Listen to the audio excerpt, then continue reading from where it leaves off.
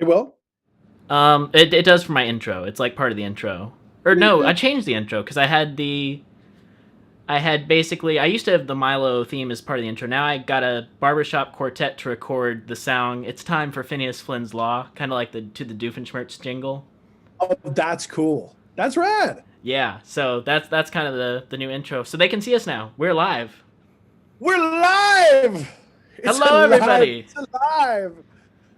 All right, let me see if I can. All right, switching it up. Welcome everybody to Phineas Flynn's Law. I'm Jonathan, as you know, and it has been so long since we have done a live stream.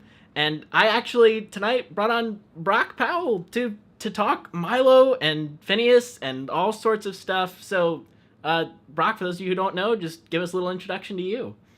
Yeah. So, hi guys. My name is Brock Powell. I'm a voice actor. If you don't know who I am, that's okay. I have been voice acting for the last 8, 10 years, and have basically gotten an amazing opportunity to work with Dan and Swampy as one of the main ensemble actors on Milo season 1 and 2. So you've heard me as Alien Pilot from season 2, having to say all sorts of jowly things like this. But I also do a ton of creature work, and I've had to cover a lot of different pistachions and aliens and dogs. Um, so yeah, I do a lot of work on that show. I do a lot of work for some other Disney shows, including Big Hero 6. I was the Evil Sheep Protocol for Baymax Dreams, the short series. Recently was in an episode of Rise of the TMNT, doing sort of a TJ Miller character. I was the voice of the Kool-Aid Man for a while. Oh yeah!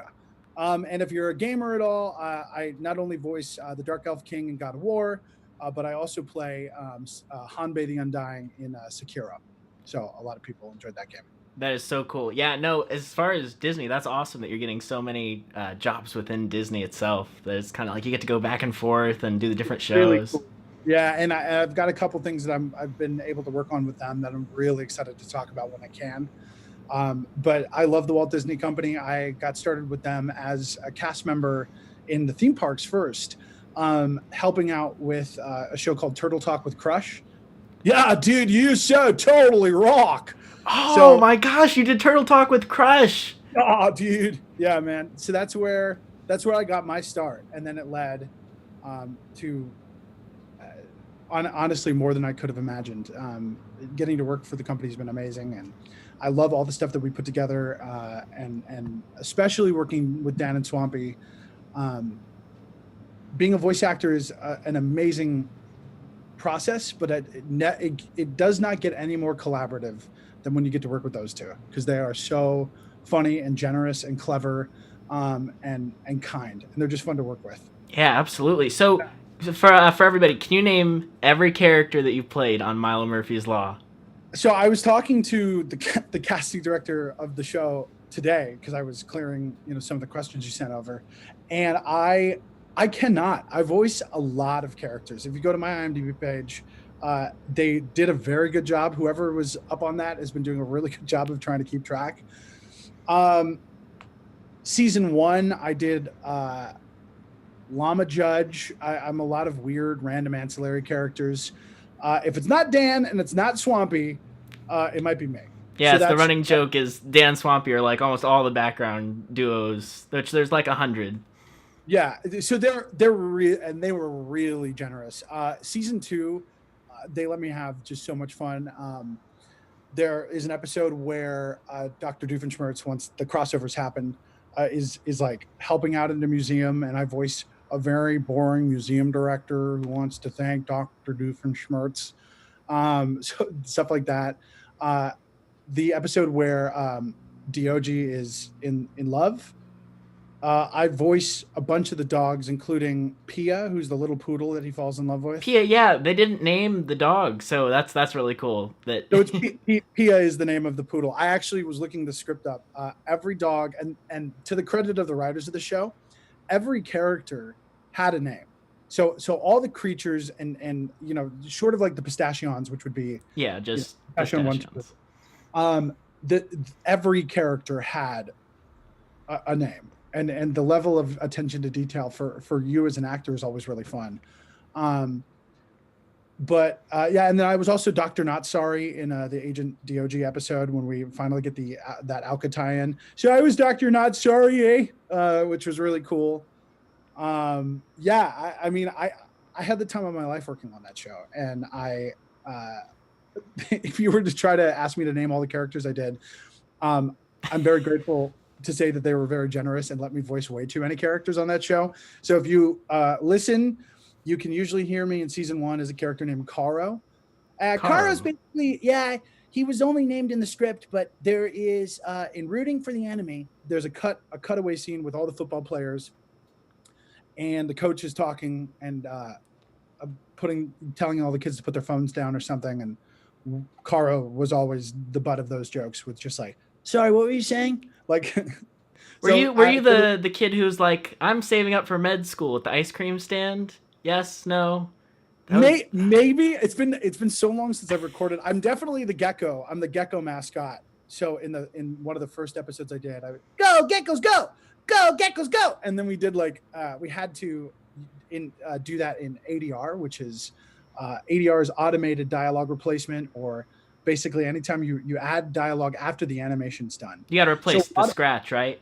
Right. Yeah. So a lot of my work on season 1, there were already things animated, and I would come in and I would just, there was a French guy in an episode of Mondo, and I would just have to like hit the timing in just a way and replace the other actors. Season 2, I actually got to do a lot of prelay work, which means that it was my performance, and then they drew around the performance. Yeah, that's so cool. Which is obviously like so fulfilling in some really cool ways. The alien pilot character, because when we got the scripts about aliens and stuff, and it was obvious that season 2 was going to take an even further sci-fi, like away from the Back to the Future and the multiverse and the time travel stuff, it's going to go even further into like aliens and galactic stuff. I was super excited because I'm a giant Star Wars fan. So getting to record with Mark Hamill and work with Mark Hamill was just a constant, like, the team was so kind because they would always, anytime Mark would record, they would basically make sure that either my session was right before or right after. That's so amazing. They put you right next and you get to see them. It was cool. It's pretty unreal. Yeah, I still get geeky when I think about it, but a lot of times as actors, we get pictures first. But with season 2, when the Octalians were introduced, there weren't any drawings at the time. So we were really trying to shape what the character sounds like. And I did the aliens in the pilot episode. Those are all me. Those are all you. Oh, so you've been playing aliens since day one. So along with Dee, and then also Dan. So Dan and I reprised those aliens later. And Dan is doing one alien and I'm doing the other, and he's got a really funny way of getting into backwards talk. I won't give his secret away, but he has a phrase that he says that he knows backwards that he's able to use to make alien sounds happen. And it was trippy because when he taught me how to do it, it was like I had to relearn how to do alien sounds because I kind of had my own way of doing it. And working I never got to record along with Dee, but a lot of times I would record, and I know Dee, but a lot of times I would record with Dee afterwards, basically chasing a scene and filling in the blanks. So a lot of times I'd be listening to what Dee was doing in playback and having to kind of approximate it on the fly and like, okay, I think he's kind of work with trying to make very similar sounds and or different enough. Like if he had a dog that was like, "Roar," I would take a dog that was, "Roar." You would want it to be different enough that it was obvious that it was right. Work with the different timbres, and Dan's voice as the alien is just, even then it's still recognizable just because his voice has a certain, I don't know, like, is it a rasp? Is it just a timbre? Or you texture things like that are really everyone's instruments. Once you really get used to hearing an instrument, and once people go back and listen, you can pick me out of almost any scene I'm in. There are certain vocal things that I think an actor can do to really mask their voice. But at the end of the day, the most important thing are the tempos and the heart of the character. Right. So, when I got started in voiceover, I was mentored by Bill Farmer, who is the voice of Goofy. Oh, Hop Pop, yes. Yeah, Hop Pop on Amphibia, and I was around when that audition came through, and he booked that job, and one of my favorite characters. He's amazing. He's just an incredibly generous actor. But two things that he taught me: you entertain yourself first. You make yourself laugh first. So a lot of times there's a lot of ad libbing. There's a lot of jokes. I'm doing a voice that's funny to me. And the other thing is you're an actor first. So voice over, voice acting, little V, big A. You want to focus on the emotion. And when you get down to it, I mean that's really the big job that we had. And why I like Milo so much is I would tell people when season 2 was airing, especially, I feel like those 2 seasons do an incredible job of showing a kid dealing with some extraordinary circumstances, and almost to the point of where I would say Milo had a bit of a disability with his with the Milo. Certainly, yeah. But it was outside of his control. But with this thing that could be seen as a disability, he was able to change the world around him for a better place. And as somebody who is a longtime sufferer of, my own mental health issues and other things that a lot of people deal with, depression and anxiety, and all the challenges that we face, it was really cool to see a show that the crux of the entire thing was somebody with a disability, and you have like the way different people react, like Elliot, who's very negative towards it, right. And then you have people who have to learn how to understand it. Right. And people are just going to be constantly sarcastic, and you just have to be friends with them, even if they can be a little hard to deal with.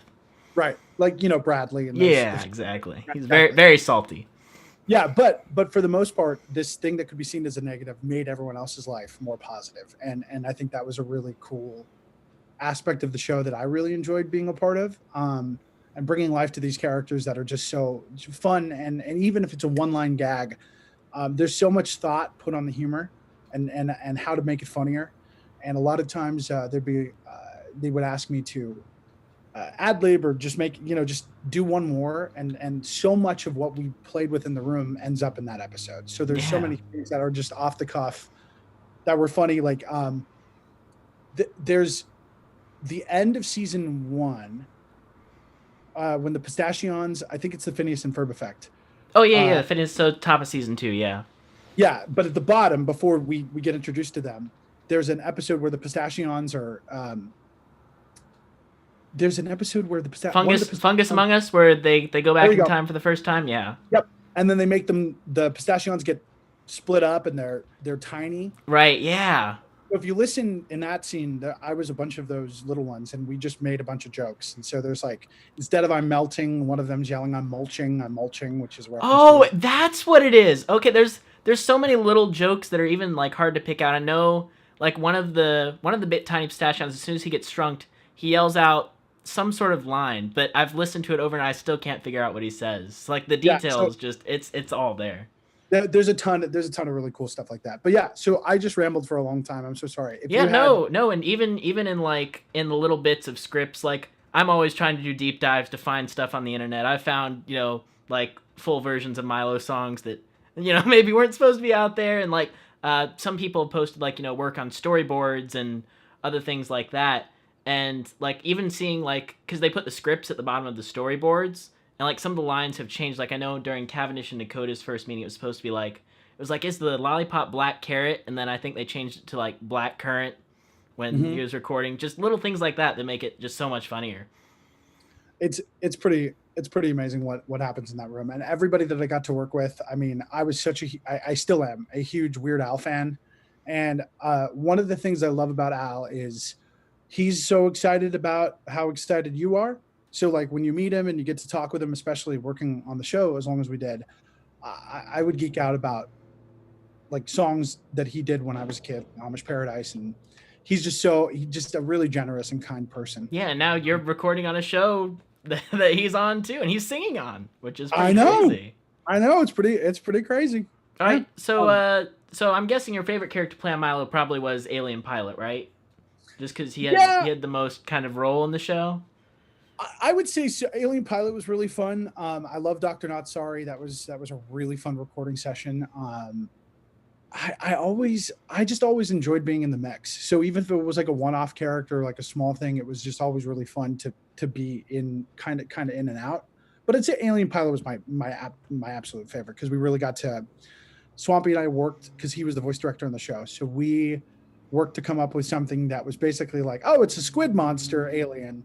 So like a bad Admiral Akbar, and then that's kind of where the voice developed. Like, do I look like I'm on vacation? And yeah. So for me, we were doing when I was doing Alien Pilot, it had a sort of like this kind of thing, and trying to keep it different enough from Monogram, but also trying to figure out where it would kind of live. Did you ever actually meet with Joanna Hausman in person to record, since you guys have a lot of back and forth? So I never got to meet her in person, but I obviously got to work a lot with her digitally and her work, and she's so funny. She's hilarious. I would love to see some of the outtakes from her lines as Alien Commander. I can only imagine the chaos. There's a lot, and especially there were a lot of scenes that we had to do together where I was voicing a lot of the Octalians in the same scene. I forget which one it is, but it's Josh Pruitt wrote this episode, and it was the one that was basically a reversal of the movie Alien, but instead that was Abducting Murphy's Law. That was halfway through. One of my favorites. But there's a scene where all the aliens are trying to figure out where Milo is because he's in the vents. If you listen to that scene, Alien Pilot is there, but the other 3 aliens that are talking in that scene are also me. And that was just it just happened on the day that like I was there, and that there were other aliens, and in the script it wasn't clear necessarily like what the name was, but we worked it all out, and we were able to come up with different performances for each of them. And so I voiced Beak, who's the yellow one that has a little beak. Yeah, I know you were saying, I think at one point, like, he's the scientist, which also works with the fact that his name is Beak, like a beaker. Exactly, yeah. Yeah, no, it was really fun. And then there's one that's talking about the eggs, and I forget his name, but he's basically a bad Ray Romano is what I was doing, because I just at some point you're just trying to come up with different sounds. He's like showing the picture. He's gonna lay eggs, and he's gonna feed us to his hatchlings. Yep, exactly. It was good, fantastic stuff. I know for that one, Josh said that Bob Bowen, who directed it, was the one who actually came up with the idea for the aliens thinking with the translator and the mild for dinner. Did you have to ADR to that, or was that in the first recording? That was ADR. No, we did ADR, if I recall. Because a lot of times what would happen is the jokes that were in the script that got animated, they would just find funnier things later. And so we would do pickups and things like that. And I don't think it's any trade secret to say that like Dan and Swampy value funny over, it is the most important thing. Making kids laugh and making something that is funny and better and always a stronger product over anything else. And that's something that I really admire. So. Yeah, comedy first with everything, especially with Phineas and Ferb. I know there's, even with my list continuing to mount with Phineas and Ferb, there were things like Buford's grandma's house smelling like ant pheromones, which I'm sure was a one-off thing that they bring back and they reuse, and it's just top notch. Yeah, no, it's great. Yeah, so was there ever a take that you did that you were just like, oh, that was like something kind of really, really out there, and then Dan Swampy decided to actually use it in the final mix?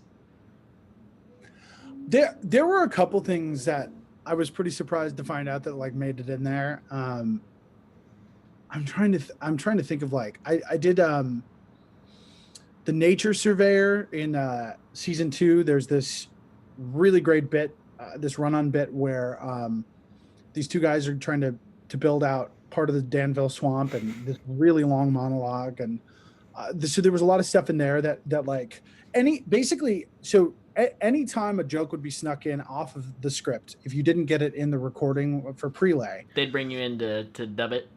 So if you did ADR and you got, like, for me, if I got hit under something or the character's face wasn't seen, that's if there's time, that's your clearance to like add in a little something.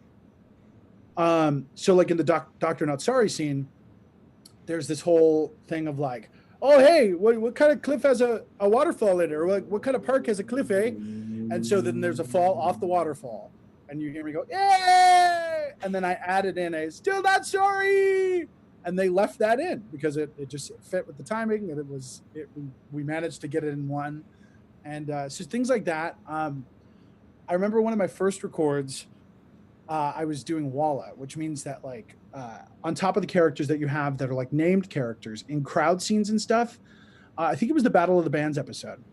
Um, can you remember the title of that one? I think it was just Battle of the Bands. That was So, it had Olivia Olson, and I know that was kind of yeah. the big name attached to that one. And I So think Aaron Daniel Jacob did some singing for that one too. Yep, yep. And so I'm in the rock band in that. I'm one of the guitarists, but that I was also in the crowd. And there was like a prom scene, if not in that episode, in another one that we did at the same recording session. Oh yeah, and school dance. there you go. Yeah. And we came up with this really insane character that was just my Walla was entirely this guy getting stood up at the dance looking for his date. Oh no. And so we something like, is that Denise? Denise is me. And so we did this whole like running narrative underneath the whole thing. And I have never noticed that. Did that make it in or no? I don't think it did. Okay. They had the next person after, like the next actress became Denise, and then listening to playback, her dialogue was her trying to run away and like avoid this character. But because it needs to get mixed in and things need to get tightened, sometimes bits like that don't make it in. But we had a lot of fun doing stuff like that. No, that's amazing. I wish the Disney TVA Twitter account had been around when Milo was airing, because now they're like posting behind the scenes of like Amphibia and deleted scenes, and it's like, oh man, you should have just come a year or two early. Because they might have shared that stuff. But well, with Milo on Disney Plus plug, I think that there's a lot of opportunity for that stuff to still get shared. Absolutely, behind the scenes. And did Dan and Swampy ever make like behind the scenes stuff just for the cast and crew, and then it never gets out, or can you not say?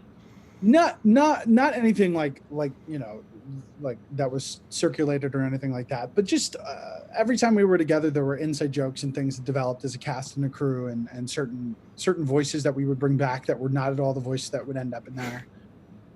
And really it was just an atmosphere of always laughing and having fun. And it's a wonder anything got done because I laughed. Isn't amazing? That workplace sounds amazing. It was great. It's a great environment, and Dan and Swampy, but the whole team. I mean, Kristen, who was the casting director, was a huge, crucial part of that, and all the cast members, the crew where we recorded, the engineers are amazing. Yeah, it's a team, and when you're working on a show regularly, you're going in basically every week. It's kind of like you become part of the family. It's like you come in, you talk to the people. It's like get lunch together, maybe. And so when we wrapped season 2, I brought pistachio macaroons to everybody because it was just like one of those, like you feel like it's your family. So. Exactly. Yeah. So we all know Dan Swampy had to recast Ferb, and they got David Ergo Jr. And I know you're pretty good friends with him. Did you guys meet through Milo, or did you like bring him to the set to audition? And did you audition for Ferb yourself? Okay, so I did audition for Ferb. And David and I met at a gathering at Swampy's.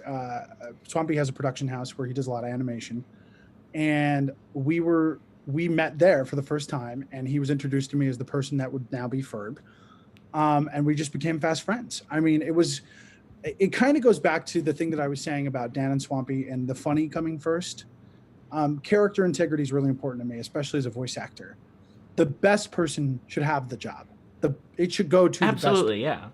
So when it became obvious that Ferb was in great hands, it was just a no-brainer. And there was we became really fast friends because we had connected over not only the love of voiceover, but also really being excited about working on the show together and the love of these characters, both the old characters and the new characters.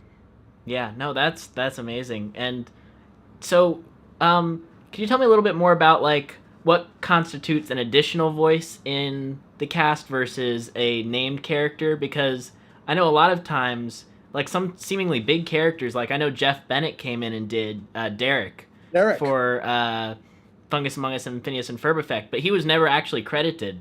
We just kind of did a little detective work. And I was like, wouldn't you think the big villain would be credited as main cast? How does that get determined? So that's a question for casting. Okay. That I don't necessarily have a say in, but that it's interesting because sometimes, for instance, Alien Pilot was the character's name. Right. He was credited as Alien Pilot. It really just comes down to sometimes a decision that's outside of our kind of control.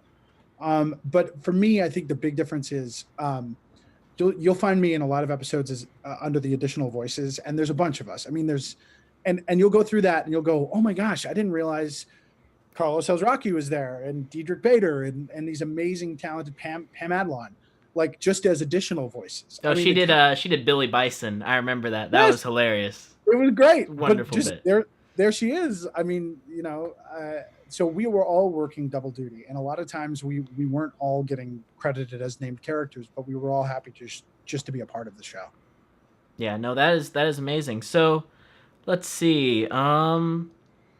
We know Dan Swamp decided to go with Ergo for Ferb. Was there any other role where you tried to do the character, but they just decided to go with somebody else instead, specifically, or?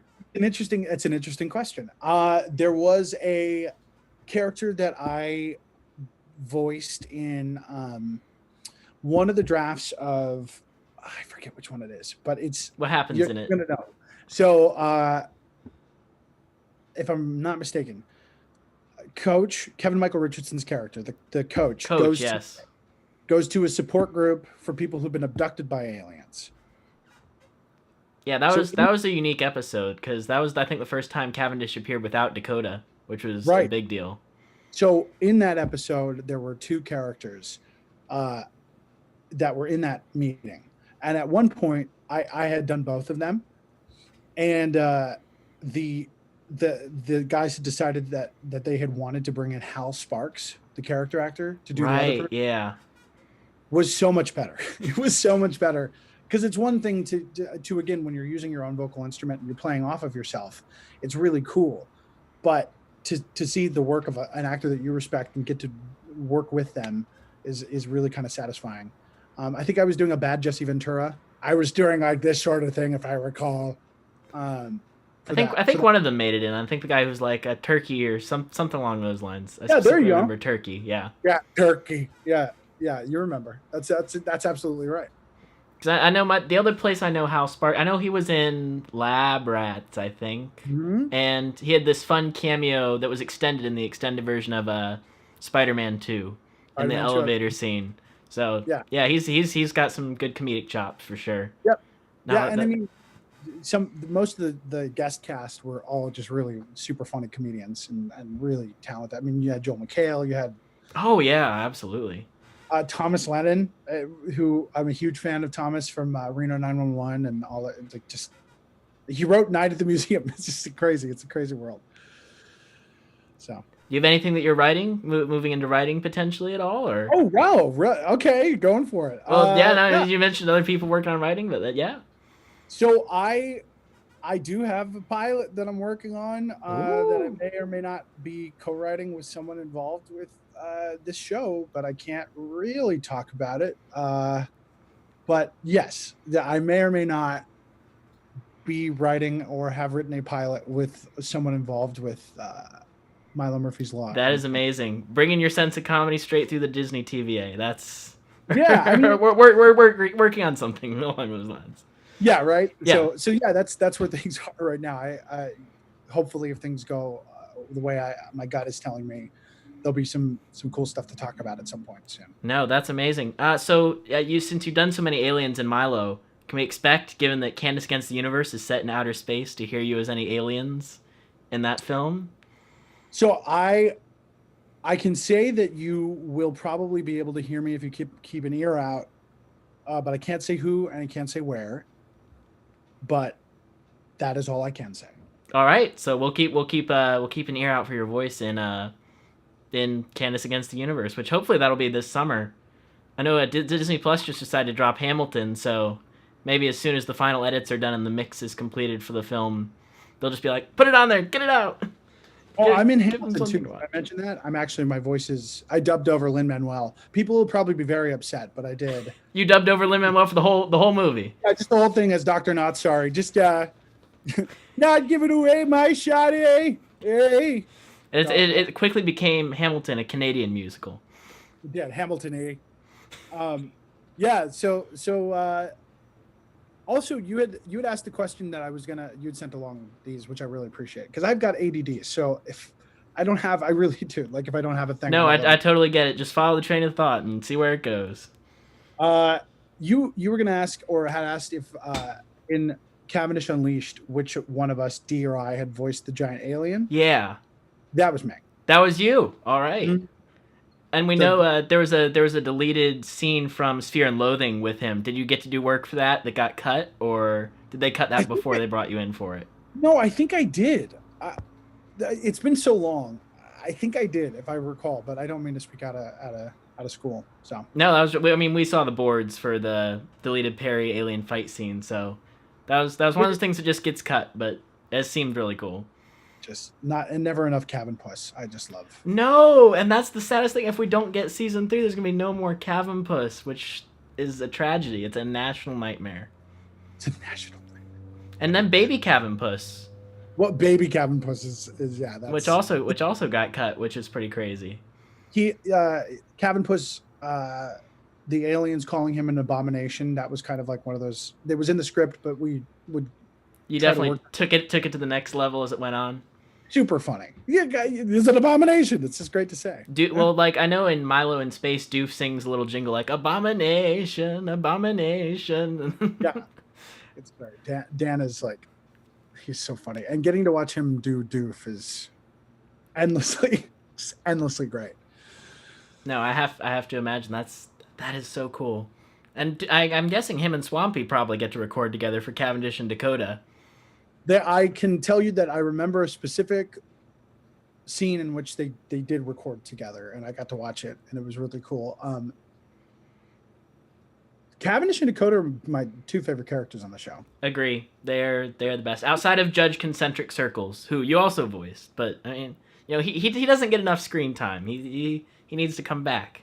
Going for the deep dive there with Judge Concentric Circles. I remember that recording session. There was no picture, and I was like, so what am I doing? They're like, oh, he's like, he's concentric circles. And so I think we did like a, like, when you're doing mic work, a lot of those weird things that don't really pick up are a little better. Oh, it looks like I froze here. Me. Yeah. And then they did yeah, you're back. I'm back. It flickered for a second. It was the concentric circles. That's what did it.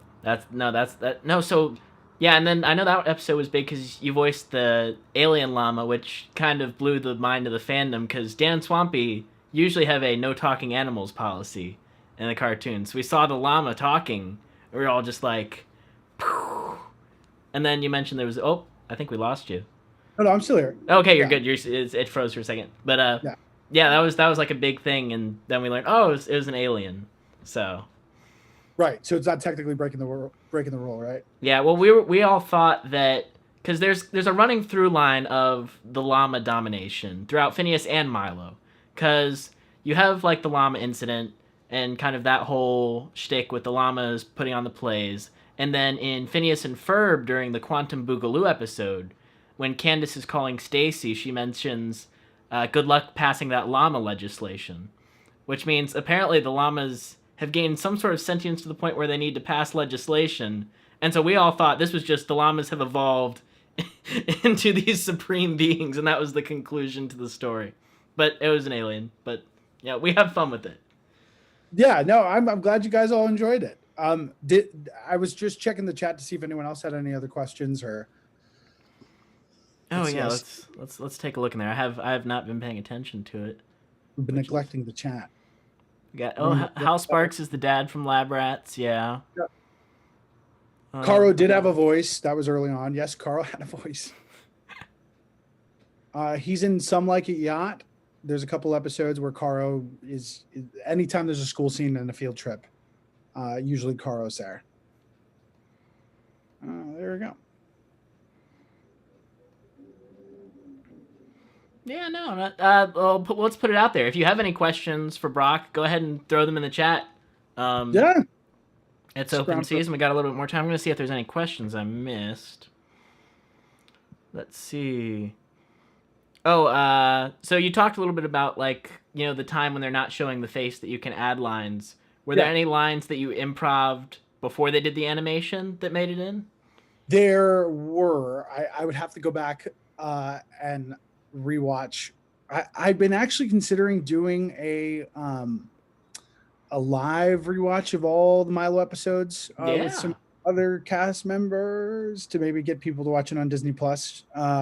So if and when that happens, I'll be live tweeting a rebinging with whoever wants to. Oh yeah, we'll have to join you. Okay, here we go. We got some questions in. One says, "Did you voice anyone for Phineas and Ferb?" I am in the new movie coming up. I can say that. I was not in the previous show in the series before that. All right, so you kind of got brought on for Milo specifically. Yeah, so I came into the crew for Milo and then have carried on to the movie. Do you believe that Cavampuss is the cure to all the ails of the world? I think that that's obvious. Absolutely. This could all have been prevented if it was, if we could just have Cavampuss. Have you gotten to meet Weird Al Yankovic? I have. Yeah, I've recorded with Hal. Oh man, that's fantastic. Does he live up to the hero? Because I know you said you enjoyed his music as a kid. Absolutely. Yeah, beyond. That is fantastic. Let's see. Was there going? Oh, that's a story one. Do you prefer working on MML or any other show? I think you talked a lot about how much you love the community of MML, but is there any other show that has brought a similar type of community for you? Right now, actually, with Swampy and a couple other actors, and I think I can talk about it. I'm working on a show called Salem, which is... Oh, I've heard about it. Isn't it like a Kickstarter funded show? Yeah, Adam MacArthur from Star vs. the Forces of Evil is one of the lead actors in it. Laura Bailey, myself, Rob Paulson. That's been a really cool experience, and that's actually getting directed and produced by Swampy. Oh, really? Swampy's? So that's a Surfer Jack? I don't know if I'm allowed to say. Oh, okay. well, I know the creator was very active on Twitter because he did a lot of Phineas and Ferb commercial material. Back, one of his first jobs was he made like the early promos for Phineas and Ferb. So he was sharing a lot of those. Yeah. Randy's the exec producer. He's okay. That's who we're talking about. Yeah. The creator is one of my friends. Her name is Sam Sawyer. She's amazingly creative, and that's been a really cool experience. Especially because so many people from Milo have moved over to that, and yeah, definitely not just like the actors, but also crew people. So that's been cool. Yeah, definitely. Before the next question, definitely make sure you guys go watch Milo on Disney Plus, because if we get the numbers up, they could bring it back. They brought back Clone Wars, and heaven knows they need new content to be uploading to it. So definitely go watch Milo on Disney Plus. Enjoy it. It's all there, and it is in order, which again, that is not something that was guaranteed. So we got somebody asking, did Alien Pilot ever have a actual name, or was it just Alien Pilot? He didn't. He was Alien Pilot. I know Josh had mentioned Alien Commander did have a real name, and he was trying to get she did have a real name, but he was trying to get the other Dan and Swampy to bring it in, but it never got. Did you ever learn that, or? I can't recall off the top of my head. I feel like, because I know there was Orgaluth, which was the daughter. Right. I want to say maybe the name was going to start with an O. Maybe that was a thing that was happening, but I can't remember. No, that's okay. I'm sorry, live stream. Let's see. Somebody says, would you want to have your own character? I'm guessing main character. Absolutely. Yeah. Mm-hmm. Yeah. Would you be back for Milo Murphy's Law season 3 and 4? Would I? If they brought it back. I in a heartbeat. Favorite romance in Milo Murphy's Law? Favorite romance? That's a tough one. They have done a lot more confirmed romance in Milo than they ever did in Phineas. That's true. I was gonna say Dakota and Nachos, his love of snack foods. Dakota and Nachos. Yeah, that resonates with me. I feel that. Yeah. Oh, Cake. Somebody said Cake Explosion is their favorite episode of Milo Murphy's Law. I love. There's just so many fun storylines, and the crew was just so funny. Scott Peterson, who was a writer, and producer on the show as well. It was super funny. Oh, did you or D voice Recurring Raccoon? This is big. We don't know who voiced Recurring Raccoon. I think it was D. It That was not me. That one was D. All right. Yeah. That's cool to know. I wish I was Recurring Raccoon, but I'm not. Let's see. We got lots of people asking if there's going to be a season 3. We don't know. Disney hasn't officially canceled it, which is really good because it could have been a Wander Over Yonder scenario where it was 2 seasons and done. But I'm also happy that Dan and Swampy got to finish. I know they didn't finish the full story, but it wasn't a cliffhanger like Fungus Among Us. So like we got the ending of the alien storyline, which was nice. What is the name of the talking squirrel from World Without Milo? Well, when Elliot he has like a dream. Yes. And one Cavendish and Dakota. No, he doesn't have a dream. Cavendish and Dakota changed the timeline so that there's no Milo and that there's talking squirrels. That's amazing. I can't recall the name of the talking squirrel off the top of my head, but I will look it up and get back to you all as soon as I can. All right. So we'll see that on Twitter. Let's see. What's your favorite song from Milo Murphy's Law? Personally, for me, I think it's I Chase You, You Chase Me, or I'm Taking a Stroll, or I'm a Catastrophe is up there too from Milo in Space. I mean, the Lumberjack stuff was really super stuck in my head.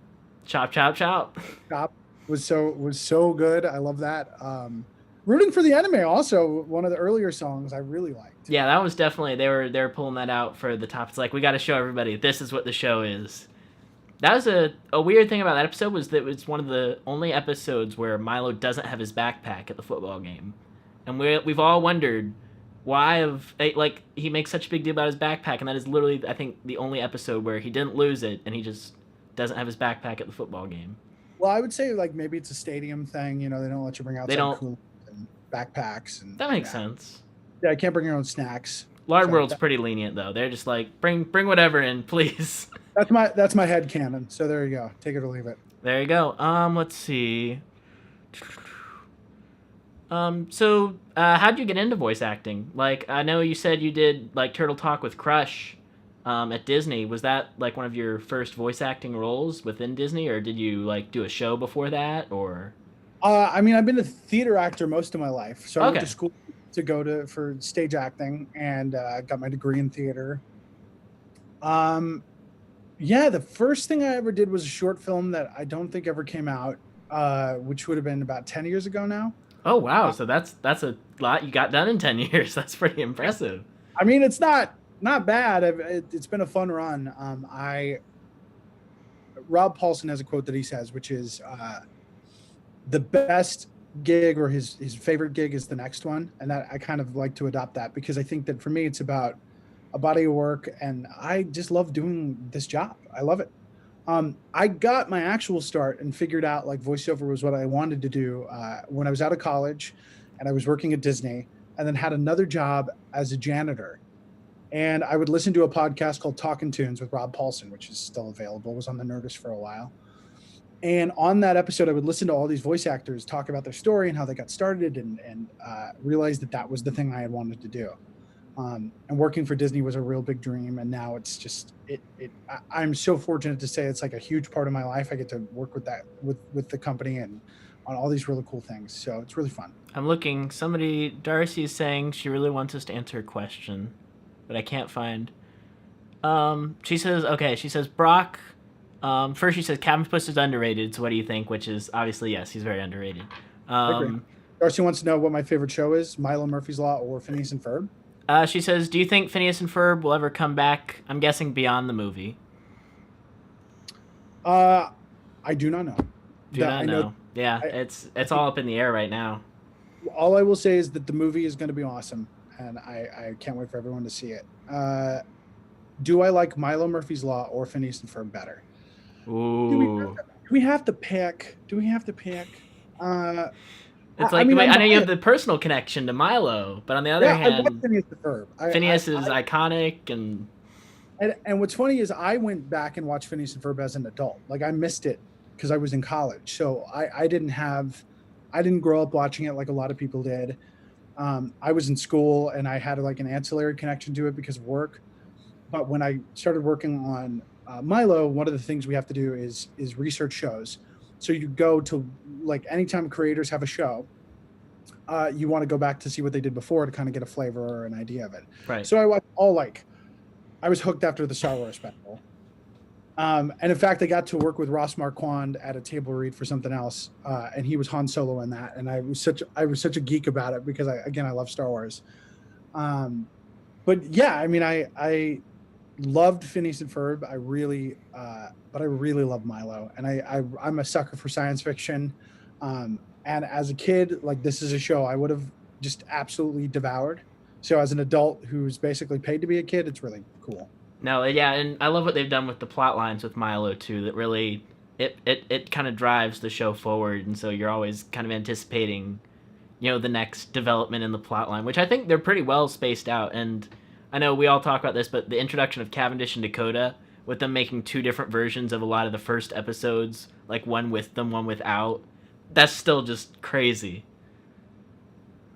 Yeah, you're talking about the in the background? Yeah, in the background of the couple season 1 episodes where they'd swap them out, and so that's unreal. When I found out about that, and so that's something that you were asking earlier, like, was there ever anything that Dan and Swampy told us that not a lot of people knew? Before anyone caught on that there were different edits, Dan had shared with us some of the things that were happening in the reruns. Like, certain versions would have them not in the background, and I still don't know all of those changes. Like, you would have to go back and watch them, and I don't know which version is on Disney Plus, so yeah, I don't know which edit of the version made it. So it would be really interesting to see, like, what happened with that, because that's such a crazy. Everything they did on the show was so risky and crazy, and I adore it. Missing Milo still blows my mind. That is absolute perfection from top to bottom. Like, you can tell that was really, like, they put so much thought and time into everything regarding specifically Missing Milo. And then there's like 2 cuts of it. There's like a 45-minute cut that, like, has certain kind of stopping points, and then they re-edited it as part 1 and part 2 for Disney Plus, which has, like, different stopping points, and there's, like, different music stings, and it's just really interesting to see all the changes that they make with it. But it's perfect. It's beautiful. I should also mention, the voice actors get a lot of credit, and I don't think that we ever shout out enough, like, all the heart and amazing work that goes in by the animators, and all the artists that work for Disney. It's just, it really is a team effort, and there's heart on every level of a production with these guys. Absolutely. Storyboard artists that are on Milo are just absolutely insanely talented. The in-betweeners, the editors, the timers, everybody. I mean, it's just a really cool crew. Yeah. Let's see. Let's go back to the comments. Your favorite Phineas and Ferb song. Is it gonna be a classic like Gitchy Goo or Busted, or are you gonna go something more obscure, or? What is the song? I'm really upset that I can't remember it. It's a song that Doof sings. It's a love song. Oh, Evil Love. Evil Love. It's the age-old story of an evil boy and an evil girl. So this last summer, I was with Dan after an event, and there was we got invited to a concert where someone was doing a Love Handle cover band, and I got to watch Dan perform Evil Love live. Oh my gosh. It was amazing. It was just so, and it was all a group of people that had grown up watching it or were super obsessed with it. And it was a total surprise. Like, no one knew that Dan was going to show up. No one knew he was going to sing. It was really cool. And just absolutely something that I will treasure forever. Yeah, maybe narrowing it down. Favorite Love Handle song. I can't. I like them all. My favorite. Oh yeah. don't make you choose. My favorite is It's a Giant 3D Scrapbook. A lot of people don't remember that one. It's like, you had hunky ankles in that sandal commercial, and the time you saved that tree, it was so controversial. It's a giant 3D scrapbook. That one, yeah, I love that one. Oh, that's great. I know it's not, why is my mind blanking? The big song that they sing, Snuck Your Way Right Into My Heart, because that's a classic. But let's see. Were you ever a backup singer for Milo? Do you sing? I do sing. I was not a backup singer for Milo. Aaron Jacobs would be the person to talk about all that because that was a big part of what he did. But I do sing. I've sung on some other shows, and something coming out soon. Alrighty, very cool, very cool. Let's see. We got people saying their favorite is Moon Farm song, Summer Belongs to You, Dancing in the Sun. Okay, since you like Star Wars, what do you think of Rise of Skywalker? Wow, put me on the spot. The- there were two words. Babu Frick. This is the movie for me. Babu Frick is the movie. I love Babu Frick. We recently did a table read a bunch of voice actors of the unproduced episode 9 that Colin Trevorrow did, which was really cool. And I you got like a group of friends and you recorded yeah, that script. we've been doing a bunch of live streams, and if people are ever interested, you can find me on Instagram. I try to do as much, especially while things are crazy. I try to do as much voice acting to keep my skills up. We're doing a unproduced script of a Friday the 13th, Freddy versus Jason, the first one that they wrote that never got made. A bunch of voice actors are getting together. We do a ton of voices, and a bunch of actors you've heard of before from video games and stuff like that. So if anyone was ever interested, they can find me on Instagram. I'm Brock Talks, and on Twitter I'm Brock Vox, BrockVox, or Brock Talks, TALKS. Yeah, make sure you follow him on both of them because he's posting like all the time, and I post a lot of stuff. It's fantastic. Oh, thanks, man. And I think we might be getting to a point where I'm going to be okay to maybe start posting some stuff from Milo with permission. Oh, yeah, because I mean, seasons 1 and 2, that's basically kind of cleared as far as production. Been a while, but hopefully that goes through. That would be really, really cool. Who's my favorite character to voice? Game Man wants to know. I really loved voicing Hanbei the Undying for Sekiro. He was a lot of fun because I got to do my deep, angry voice, which I don't get to do a lot. So that was fun. But I also sometimes get to lend a voice to Drac from Hotel Transylvania for the video game Hotel Transylvania 3 Monsters Overboard. I got to say or not say blah, blah, blah. So that was really fun. I just feel really lucky. I mean, I love this gig. I love getting to do what I do. And it's just crazy that I keep getting to work with great people and with great characters and have people that love watching it as much as you guys do. This is a treat. No, absolutely. I can only imagine being a part of the fan community. You get to see stuff air live and you get to talk with people about it. I mean, that's amazing right there in and of itself. Lots of people saying movie release date. Nobody knows. Pick one. Phineas and Ferb series or the original movie? Is that fair? Like, that's tough. Like, because Across the Second Dimension is good, but at the same time, it's not the series. Like, it's so funny. However you want a fandom is perfectly fine. If you like a season more than another, I tend to be a person that is, I'm about the smorgasbord. I like a little from everything. Yeah. So I don't really like within the inner workings of a thing. I love Star Wars. People ask me like, which one is my favorite? My favorite Star Wars movie is Return to the Jedi, but I love all the Star Wars. I love something from everything. Clone Wars just ended and crushed my soul. It was so good. Oh man, the work that Dee did for that, mind blowing. How he manages to differentiate the clones. The best part is talking about Clone Wars with Dee because he loves that show and the Bad Batch. If you guys have not watched Clone Wars, you want to see what a master actor D. Bradley Baker is. He does a scene doing the same voice because he's voicing a clone, so that inherently they need to sound the same. But he does 6 unique versions of a clone. Unbelievable. It's unbelievable. It's mind blowing. And if he doesn't win an Emmy, there's no justice. Has he not won an Emmy yet? I don't know. I think he might have, but I'm saying for that performance, if he doesn't get nominated, I don't know what to do. Yeah, the Clone Wars team went all out for season 7. Let's see. Was there any? I don't think they've cut. Are there any Milo Murphy's Law songs that you liked, but that got cut, didn't make it into the final? Not that I remember. Not that I remember. Someone's asking if I am Milo's voice actor. I am not. I'm not. That would be Weird Al Yankovic. He's got a lot longer hair and a lot more Grammys. Have you ever had a character named after you? Like a character named Brock that you played? I No, I have voice characters named Brock. Not for Pokemon, but for other things. It just worked out that was what happened. Um, I have had a character drawn to look like me, so I don't know if that counts. That's pretty cool. Do you like Jar Jar Binks? Misa like Jar Jar Binks. Misa Oki Day. Yes, I actually do. I won't go get it, but I have a Jar Jar Binks bank that is in it's a like you put a quarter in and he dances to the Cantina song, and I love it. It's an atrocity, and I love it. Okay, so let's I don't know.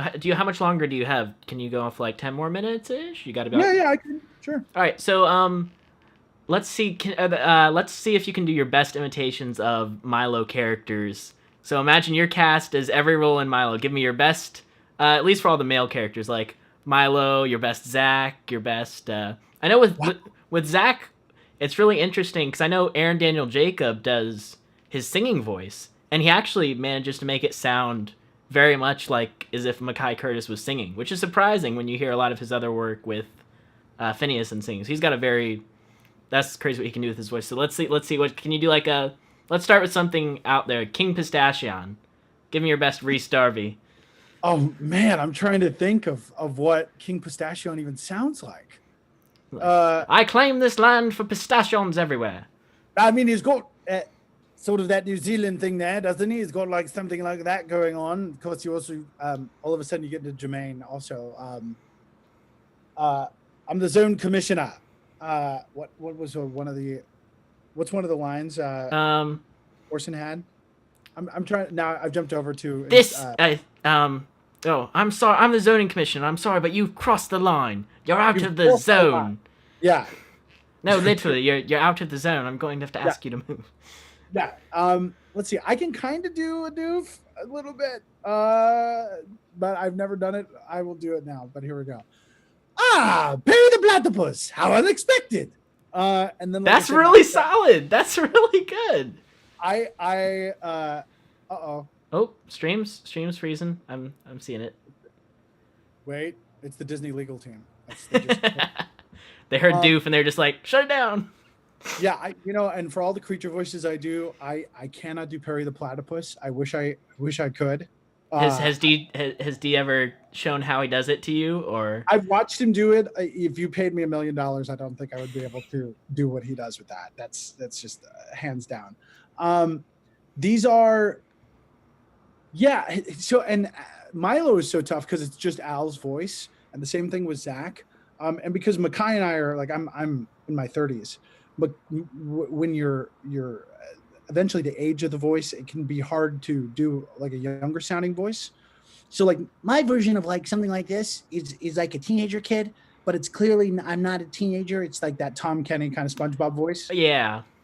So there's certain like heights and things like that can be a little tough. Trying to even think like a Milo line. Let's see. Can you do a good Diedrich Bader as Martin Murphy? I actually can do Diedrich Bader. Doof, the shampoo. No, it's like Doof is on the line. He's like, Martin, is the stuff in the shower lemonade? It's like, no, Doof, that's shampoo. I forget what the line was. The key to doing Diedrich Bader for me is it kind of always comes down to his Batman. Like if I ever need to do Diedrich Bader, I think about Diedrich Bader as Batman. So that kind of lilts. But we don't really usually do impressions of each other. It's kind of like a code, like. Oh, okay. But it's in that if you get iconic enough and you have a character like a Doof, like then everybody does it, right? Right. And so it's kind of a cool thing to see the camaraderie there. But and the voice is one part of it, but these are all just amazing actors. So getting to like work with like Kate Micucci and all these amazing people and watch them take a line off the page is just wild. Kate Micucci, she does so much. It's like insane. Because you hear her in like everything. She's Velma now. She's amazing. She's Webby in DuckTales. She's Sarah on Milo. Crazy. Have I ever met any other famous voice actors? I have. Yes. I mean, it depends. What your definition of famous is. The voiceover community are a lot of people that just love their jobs, and I've worked with a lot of them, and continue to enjoy doing that. Have you met any like other anime voice actors that are like pretty big names? Like I know Jerry Joel is one of my Mm-hmm. favorites. Have you heard of him? Or No, I haven't. okay, he does that character that I like called Psyche, and I think he's also Kyo on Fruits Basket, which is really Okay. cool. Are there any like have you met the voice of Izuku Midoriya for English or anything like that? Any I big have anime not. names? I I have think it's not. Justin Briner, maybe. I think Justin's Texas-based, if I recall. Okay. Yeah, I know like Kellen Goff, Billy Kometz, a lot of anime actors, Erica Mendez, a lot of really cool people that I get to work with. I worked on One Punch Man and Mob Psycho. I do a lot of anime voiceover as well, so there's a lot of that stuff. I need to see One Punch Man. I've heard it's hilarious. It's super fun. It's very fun. Yeah. Yeah. So, is there anything else you'd like to tell the audience as far as words of encouragement for the craziness of the quarantine? I would say that everybody take as much time as you need to go through this process. This is a lot for a lot of people. It's a lot for people all across the world. But take some time to actually be kind and actively kind and reach out to people that maybe you haven't talked to in a while, family, friends. And now's a great time too, if you're a fan of something, to arrange, if you wanted, if something that makes you happy, sharing that with someone else. And if in this case, Milo Murphy's Law is something that you really love, I'd say like arrange some group watches and encourage people to check it out. And especially because it's a show at the core about kids coming over adversity and making the best out of it. And I think that this is going to be something that all of us are going to have a universal example of now. But keep having fun. And in this time, if this is something that you guys are, you're interested in voiceover and animation, this is the time to be practicing and figuring out how you guys can get into it. And I always say that if I can do it, anybody can do it. Absolutely. And, I know D has the site iwannnabeavoiceactor.com, which I've looked around. For a voice reel, do you have a voice reel? Like I do. For voice acting? Like what tips would you give for like if you were going to create a voice acting reel? So I actually work at a company with Bill Farmer called Toonhouse. If you guys want to check it out, Bill and his son Austin and I work together making voiceover demo reels, and you can actually see for yourself and listen for yourself like what goes into that. 60 seconds to 90 seconds of animation or commercial work.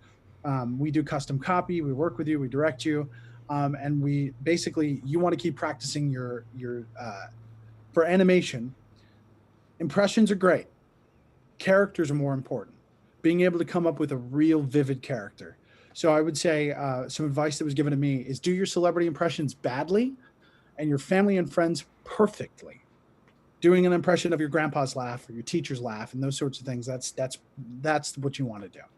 Absolutely. That's fantastic. I didn't realize you worked that close with Bill Farmer. That's really cool. So I have to ask, you were talking about how you did some stuff for theme parks. Were you in Mickey and Minnie's Runaway Railway at all? I was not. Okay. I was not. I wish I was, but I am not in that one. But I am in Pandora and a couple other places in some of the other parks, which is really cool. Yeah, that is amazing. I was thinking, I know they have Crush in like the Finding Nemo the musical. Mm-hmm. Like I was like, would you have done the cast recording, like the actual Crush dialogue when they did the Broadway part, or no? No, it wouldn't have been me. No, okay.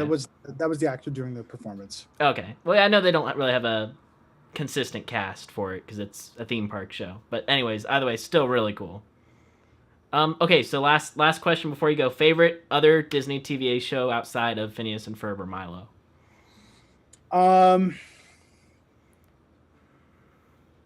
That is a tough one. I have to say Amphibia. Amphibia. Also New DuckTales. I love New DuckTales a lot because I'm a nerd for everything that Frank and Matt are doing over there. Oh, yeah. I think somebody asked if you like the new DuckTales or the old DuckTales better. They can both exist. We can love them both. Yeah, I love New DuckTales. Yeah, it's great. It's so good. It's great. The amount of people that they have on that and just the talent behind it. The writing, too. Insane how they tie everything together. There was a particular moment in one of the episodes of DuckTales when they had Darkwing introduced again, and they had one of the original actors from Darkwing Duck reprise his role as Quackerjack, Michael Bell, who was one of my favorite voice actors growing up.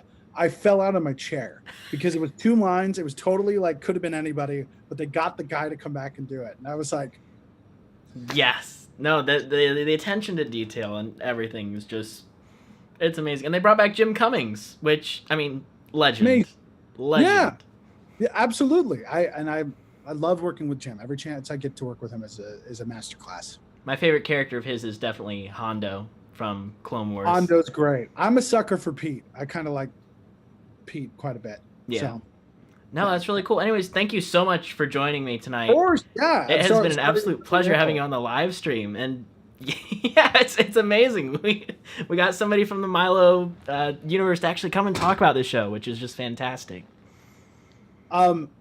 This is so. I'm looking at all the chat comments here. Thank you guys also so much, and you truly it means a lot that you guys are watching and enjoying the show. Now when things are crazy, we have to do an even better job of holding on to the things that we love and the people that we love. So enjoy stuff loudly, be crazy. If you want any more insider info about Milo, as much as I can give, and if you want to talk about voiceover, you can find me on Instagram, Brock Talks, or Twitter, Brock Vox, and John will tell you I'm pretty active and will respond to pretty much anything. Absolutely, yeah. So you got a question that's not a secret kept under Octalian oath, go ahead and add him on Twitter, and he'll hopefully respond. All right. Well, so from Alien Pilot and Doctor Not Sorry, I'm not sorry, and I'll see you later. Alrighty, bye, Brock. Thank you so much. Of course, bye.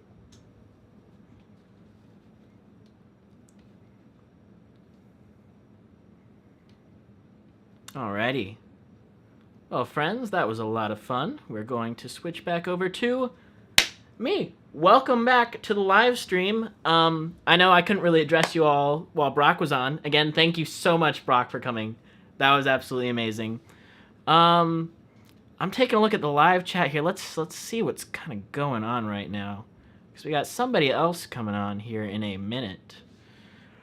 Let's see. Oh, Brock, you have new fans. So if you're continuing watching, we got people in the comments saying that they're now your fans. So that is amazing. Is Octalian cheddar tasty? I don't know. That was a Brock. That was a Brock question. We got Sam saying, "Yo, I just woke up. Hello, hi Sam. Welcome to the live stream. Did you learn anything new tonight about Milo or Phineas?" No. If you want to see the latest Milo news, Dan Povenmire dropped some big bombs in a recent live stream. Go check that out. How is the stream looking for you guys? I haven't. It's saying I have currently bad video settings. Saying that the ingestion is not good, but the actual picture that's sending looks like it's not too bad. So, yeah, okay. I think the video's okay. All right, let us see. When somebody's saying One Punch is very good, yes, it is. Yeah, it's blurry. I need to get a new video camera. Sorry about that. Yeah, you definitely don't want to put it on a big screen because it's not. Background is breaking up. Good, fine. Okay, as long as you can hear, that's the big thing. Seeing is important, but hearing is also important. Let's see, what do we got? Maybe a Kahoot based. No, I do have a Kahoot, but not based on that interview. So you guys can kind of play. You've watched Milo Murphy's Law 100 times in 2 months. That is insane. I don't know how you did that. That's fantastic. Della Duck finally being a cartoon character. Yeah, that's pretty amazing. Will there be another live stream? I'm open to live streaming more during quarantine if you guys really like it. That could be a lot of fun.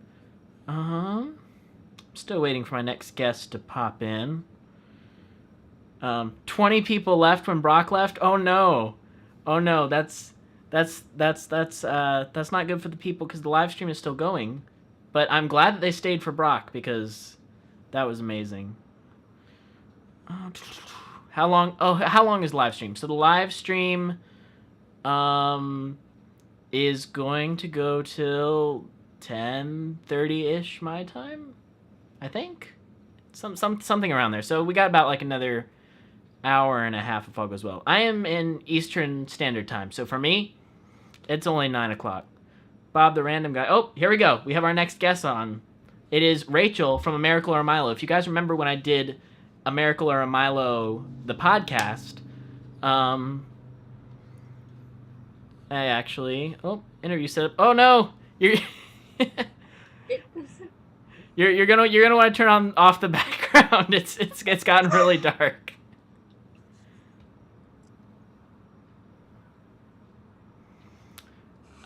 We have to start. We have an amazing question. Who is the One Triangle Kid? Wait, hold on. Welcome, Rachel, to the show. I'm getting right into the questions.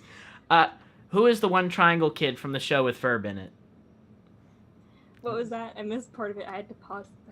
Who is the Triangle Kid from the show with Ferb in it? Chad. That's it. So the show is called Chad and Ferb, and it's top tier comedy by Dan and Swampy. We got somebody saying they've watched Phineas and Ferb 11 times in the past 3 weeks because they don't sleep and they have nothing else to do. What? Have you ever done that? Watched a show 3 times or 11 times in 3 weeks? Okay. I used to watch Milo like almost daily, so. Me too. No, keep going. I would kind of say a little bit. Back when Milo in Space came out and we were stuck on that cliffhanger, I think I rewatched that like every day of the week. I changed like episodes every time, so I was watching a different one every time, but I've watched like multiple a day. I listen to the songs more than I rewatch the episodes too, just because the songs from it are so amazing. You got the chat up on your end? I do. All right, cool. So we can both see it. Yep. I think I'm gonna pull it up on my phone because I think it's a little hard. It's a little laggy there, yeah. Question: do I have a ponytail? Yes, I do. My hair used to be a lot shorter, and now it is a lot longer. I did not grow it all out during quarantine. If my hair grew that fast, that would be scary. But that's just kind of how I'm wearing it now. I like it.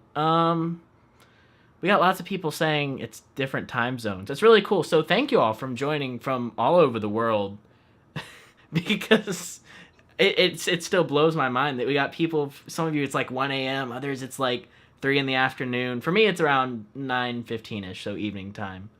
But so Rachel, it's been a long time since we did an episode of A Miracle or a Milo. So go ahead and I guess introduce yourself for everybody.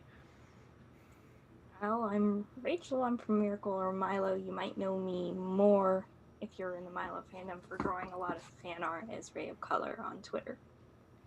It's been a while since I've drawn anything, but actually, while I was sitting here watching it, I actually have like a whole paper now of Milo's. Oh, really? That's inspired. So like, I'm watching. I might as well doodle Milo's because it's been a while and I'm very rusty.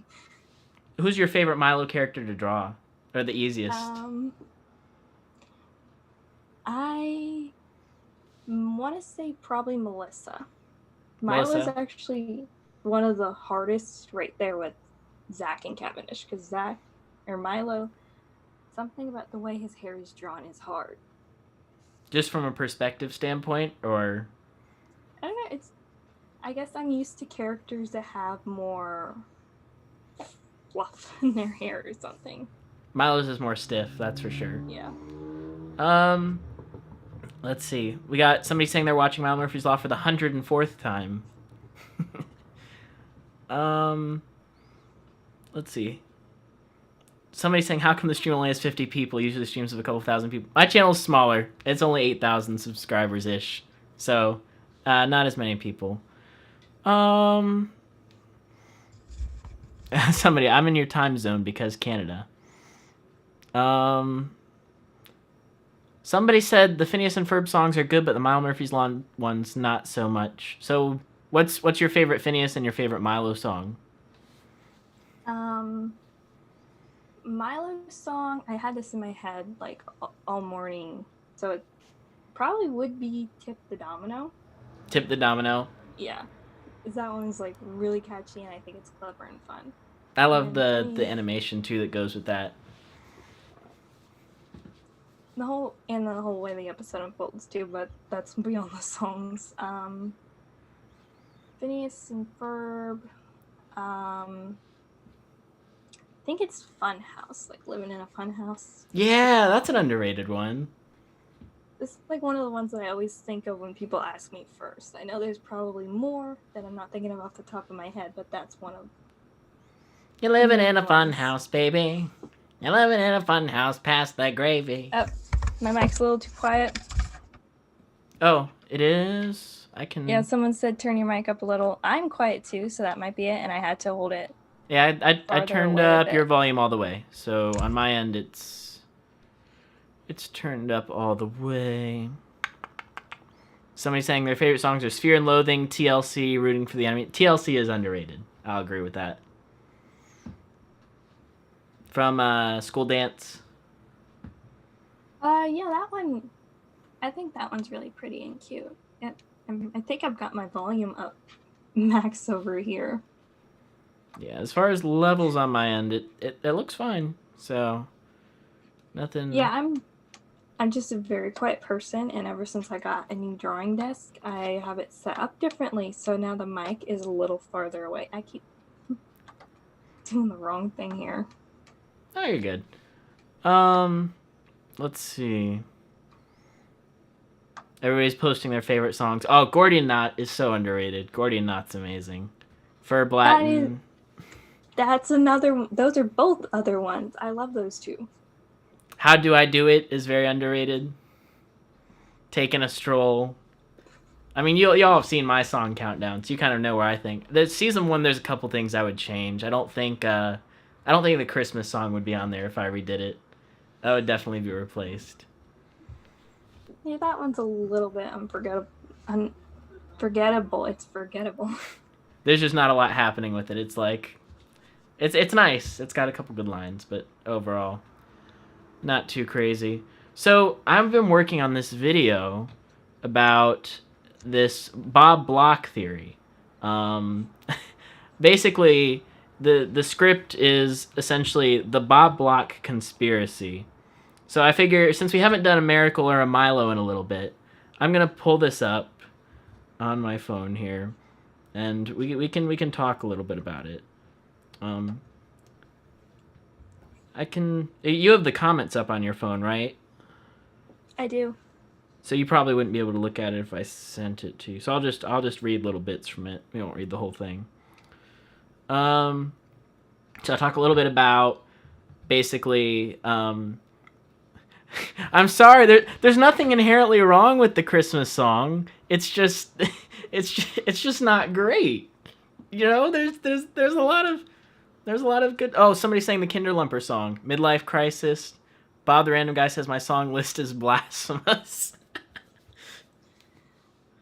The list of good songs keeps growing every song someone throws in there. Like, I'm like, okay, that's another favorite that I forgot about. See, I get a lot of comments, dancing in the sunshine. Sun is shining down on me, dancing in the sunshine. Grooving with some retirees, cartoon bandage on my knee. That one is catchy, and I most of the time when I watch that episode, I watch it for that song more than anything else. I watch it because it establishes the lore of the good luck and the bad luck for Milo, sort of. That is that one, and that's a good point. And actually, it is interesting to see them trying to deal with the bad luck. I've thought about making a video about luck and the ions and everything at some point, kind of the full explanation. But I thought you did a little bit. I probably covered it at some point, sort of. Yeah, I think you did. That one's kind of interesting when you remember that. And then you go to the Phineas and Ferb effect, and they're like, they have no frame of reference for dealing with all this bad luck. And I'm like, you have a little bit. Yeah, you spent an entire day with bad luck, and you had to learn to overcome it. So, like, you got the experience. But I think Josh said they forgot about that day because it was so small and insignificant. Someone asked favorite music sting. Maybe they mean like I think they mean like, you know, when you hear like Perry's music sting. Perry. I like Doof's song, which is like bum bum bum bum bum bum bum bum bum bum bum bum bum. That's a really fun one. I think maybe Candace, like the one that has when Candace is coming up, and you know she's like bum bum bum bum bum bum bum bum. It's like a sped up version of Ring Around the Rosie. Ring around the rosy, pocket full of posies, dun dun dun dun dun. It's very unique. Anybody else like Dance Baby? Yes. Pretend to be divorced. All the convoluted reasons we pretend to be divorced. Alright, so basically, getting into the video, let's see, talk about blah, blah, blah, blah. There's lots of miscontinuities, like the fact that the aliens at the end of the season have pictures of Milo from season 1, when they didn't find Milo until their routine scan of the planet, which is also a little strange, because it's like they were doing a routine scan of the planet, but weren't they out looking for something to help them with the sphere of calamity? So there's like lots of interesting stuff there. But then we talk about Bob Block is the leader of the Time Bureau. No, regular Block is leader of Time Bureau. And then Bob Block is his great grandfather. And there's lots of problems with Bob Block and the Time Bureau, as far as like, I think have you guys seen Tiger from TBA Off Topic? If you've seen her video on Milo Murphy's Law of Time Travel, that explains it better than I ever could, because she goes into like the exact type of time travel they use. But basically, PIG, the Paranormal Investigation Group, is so sketchy. They are, and like, you know, the smile, the way he acts, and then the cat pictures, all of it, just like... Yeah, the cat pictures that are never explained. Maybe he just really loves cats, but often when you see a character in fictional things and they've got like some kind of an obsession with cats or something, it's not always that they're the good guy. Which means basically, if I were in a cartoon, I would be the bad guy. Or highly suspected as such. But, so one of the big things I point out was that in Abducting Murphy's Law, because this is really where you see PIG, the building, for the first time, there is nobody in the parking lot. 0 people in the parking lot. Like, usually with, like, establishing shots, like, they show, like, cars in the parking lot. And then when you get to the inside of the building, there's the rows and rows and rows of computers. And nobody's working at them. The only people there are Bob Block and Toodles, which makes me think this isn't a real organization. This is just a setup. Like, Cavendish and Dakota are just picking up alien trash because Bob Block is like a robot or an alien for some reason. I think, okay, so the final conclusion that I come to is that Bob Block was saving weapons, because we see the weaponry. So he was saving weapons and planning a robot uprising using alien technology to be able to apply it to his robot self and make him more dangerous.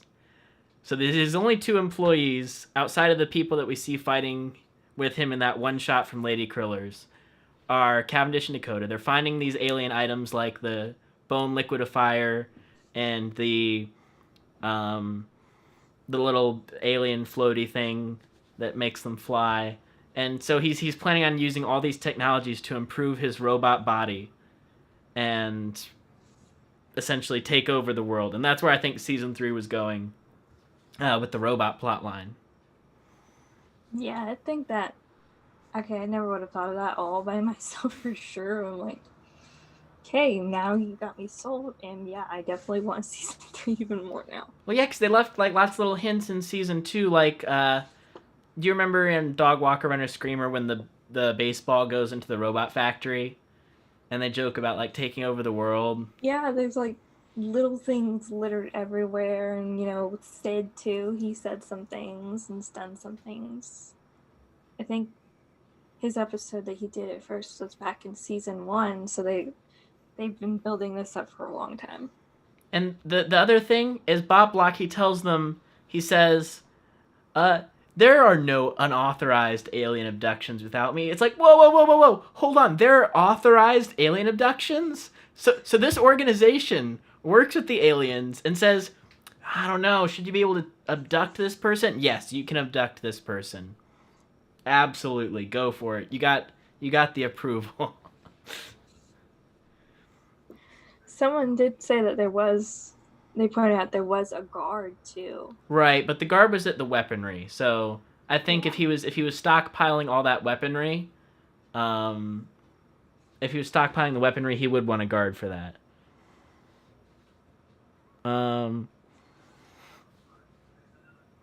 Let's see. What about Toodles? Toodles, I mean, he could have very easily been a robot. I wonder if Toodles was voiced by Brock. I'm thinking Toodles was probably a Brock character. You could probably ask later. Yes, sir. He will seem outlandish and odd, and then watch him be like actually a normal person, like Bob Block. There's something with him, but then Toodles is totally normal. It makes me wonder if the reason that in the future Mr. Block is so strict is because his great-great-great-great-grandfather dealt with this whole robot uprising that he had to stop. Maybe World War III. Maybe that's what World War III was the war against the robots. And so now when he's running the time travel agency, he's like really mean to everybody because he's like, I gotta keep order and make sure everything runs right.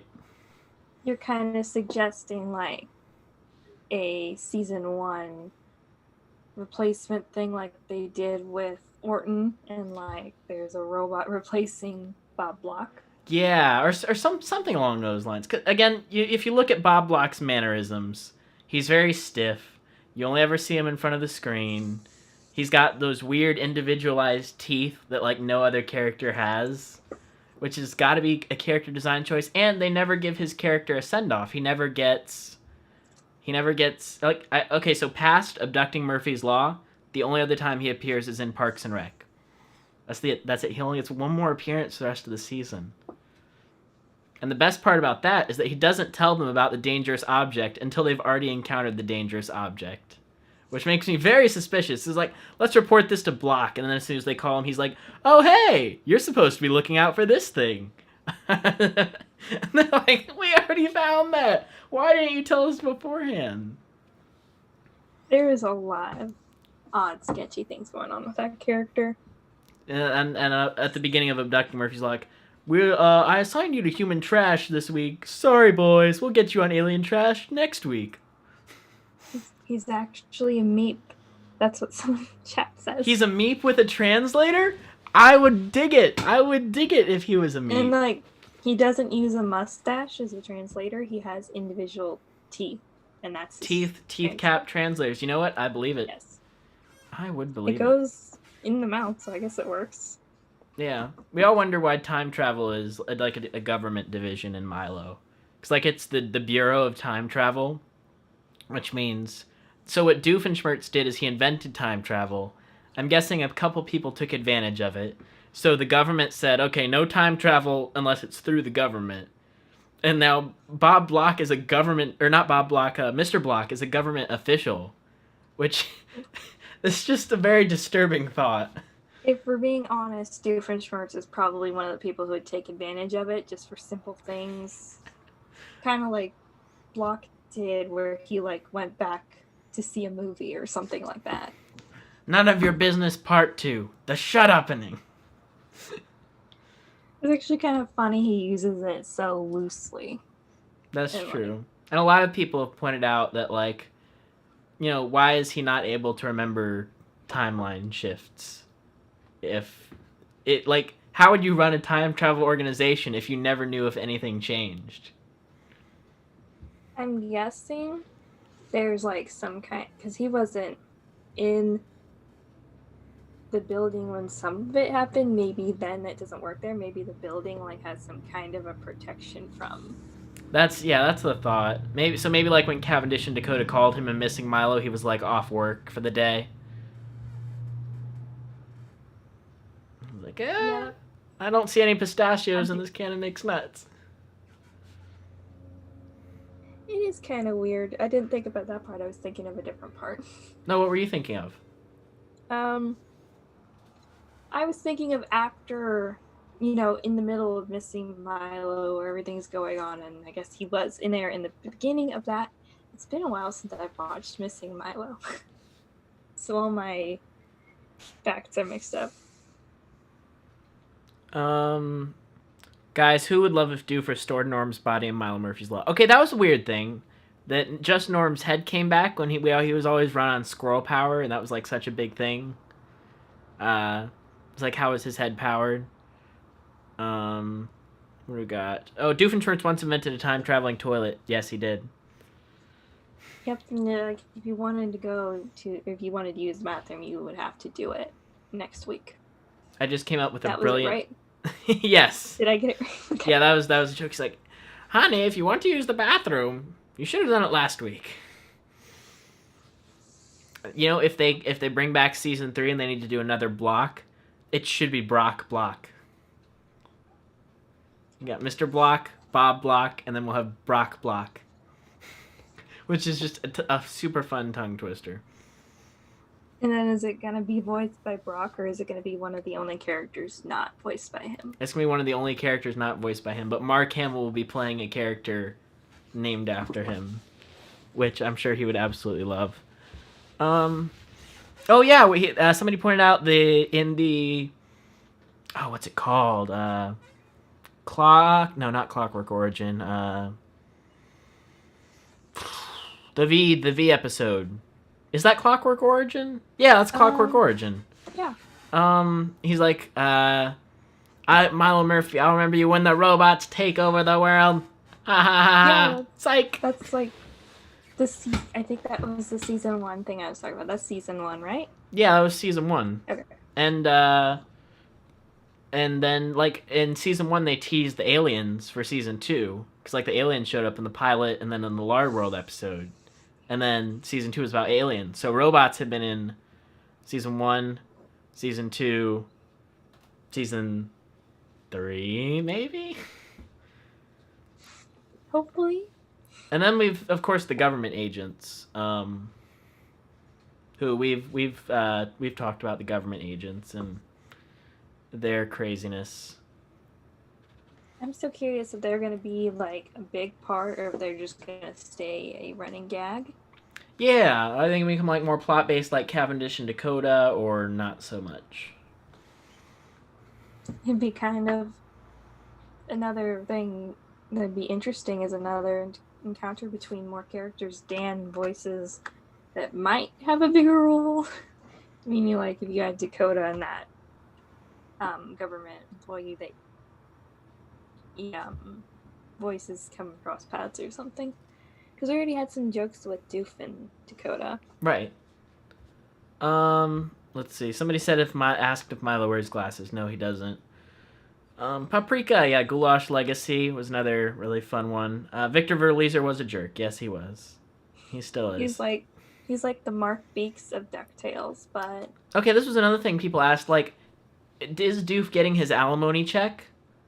Like, because Doofenshmirtz, like, he always rebuilt his building with the alimony money, but then in Milo, he's just like... He just lives on Milo's couch. Did he lose his alimony check? I have no clue. And then like Perry had to give him some money too. Perry's got his huge checkbook. Yeah, it's like suddenly you're more broke than a platypus. Which is just really, really sad. Maybe he just decided he likes being with the Murphys. Because he kind of did. They kind of make him feel at home. They do. So I think I'm going to pull up this little animation that you had done a while back. I'm gonna see if I can pull it up here. It was basically. You want to explain it? The thought process behind making it? I was just kind of goofing off because I knew Milo had the same voice of a character from Wander Over Yonder. So I took a song that Weird Al sang for that, and I just kind of animated it, or somewhere between animation and animatic, with Milo characters. And it's kind of old, like a year old or something, and it's very rough, but it was something that I just had fun with. Oh, you know what? It has 1.3K views on YouTube. Believe it or not. It's not that big a deal. For probably any of my It's animals. not that big a deal. That's crazy. There need to be Let's more Milo ones. They- Just like little ones. like little short animatics. Yeah, like goofy ones with like little jokes or something. All right.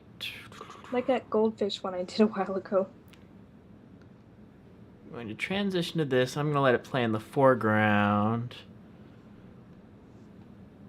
So they won't be able to see us for a second while I let it play. Oh, okay. I was gonna say I'm gonna like Yeah, so down here while it's playing, but that's no, okay. yeah, it's just on there by itself. All right, so here it goes. It's not that big a deal. I'm not moving until you tell me who we're up against. Him. Attention, Galaxy! My foul plan is almost complete! Prepare to face the wrath of the mischievous Milo Murphy. Hey there! Let's have some fun! Join my good time gang! Just one question first. Rhubarb or meringue? We'll make folks happy through the land, have them howling on their knees. Yeah, so that was it. I love it. It's so much fun. I almost forgot I did Irving in it too because it's his actor. I know, that was such a fun detail. So like I totally love that. I'm like, oh yeah. Yeah, because it's Jack McBrayer who voices Wander and Irving. Actually, someone I have to. Oh yeah, Sylvia. That is Sylvia. Someone said something. They're like asking if there's any Milo lines we quote daily, and for some reason for the last week or so, I've been constantly saying the crow flies in square circles, and I don't know why, but it's all of a sudden been in my mind. What episode is that from? I honestly cannot remember. That's the one. I think that's we're going to the zoo on, like with all the vintage T-shirts because they're on the bus, and Sarah and Zach are like saying a bunch of different things about. Oh, and they're riffing, and then it goes to Crows Fly and Square. I need to rewatch season 1. Yeah, I'm like, wow. I was like way jumping back, and I'm like, okay. Let's see.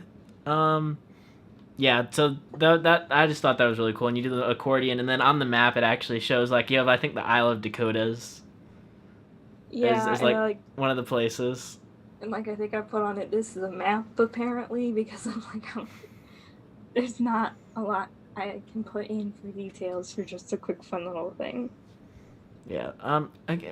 People keep saying, "Will Milo wear glasses?" I have no clue. Maybe as a gag, but I don't know. They probably break a lot. Is Tiger still here? Was Tiger in the chat? Did I miss that? Oh yeah, she's here. Hello, Tiger. Welcome to the live stream. Oh.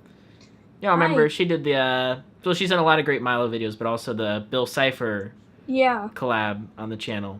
So that's still like I still show that to people just as like this is like one of the greatest things that I've ever done with the channel.